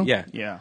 Yeah. Okay. Yeah, I wouldn't be surprised. Yeah. But you have the most, right? Huh? How many? Yeah, but how it's many- just how many annoying that Twitter there's fa- at least 2 people maybe that are thinking this is him I or don't know, man. me. You've you made know? it. That's what this is. I think you've made it. You've that's got people fine. pretending to be you. I just want a check mark. Yeah, he wants a Wikipedia page and a blue check mark. The kid's illegitimate. He's hurting. Plus. He's hurting on the inside. _ Jacob Ward _ or do a Twitter search for Jacob Ward on Popular Science Magazine, editor in chief. Solid. Thank you very much, man. Appreciate it. Really awesome Yeah, time. Thanks, guys. This is awesome. Thank you, everybody, for tuning into the podcast. We apologize again one more time for that drunk podcast of last week. But that's what No, happens, no, folks. that's the best one. That's what happens when you go off the Let's rails. submit that to the podcast awards. Thank you to Ting for sponsoring our podcast. Go to rogan.ting.com and save $25 off. It's a service credit or device discount. It's an awesome cell phone company that supports our podcast. Thanks also to Squarespace. If you go to squarespace.com/Joe and enter in the code Joe3, you can save yourself 10% off of any new website that you develop on Squarespace, including the ability to create your own online store, which is very fast and very easy. Squarespace, everything you need to create an exceptional website. And remember, squarespace.com/Joe, enter the code word Joe and the number 3 together to save yourself 10%. This is the month of March if you're listening to this. If it's April, I'm sure it will be Squarespace 4. But right now it's Squarespace 3. You mean Joe? Joe 3. Yeah. 3. What the fuck am I even talking about? Also, onnit.com. Go to ONNIT and use the code name Rogan to save 10% off any of the supplements. We will see you tomorrow with our buddy JD, who's a longtime member of the website. And then we'll be here on Wednesday with Ben Hoffman from Comedy Central's new show. What is this show called? The Ben Hoffman Show or something like that? But very cool guy and very funny guy, and we'll see him on Wednesday. All right, my friends, this weekend, Nashville at Zany's, me and powerful Tom Segura, Friday and Saturday night. Tickets are going fast. There's not much left, so get in there, son. And we'll see you tomorrow. We love the shit out of you. Bye.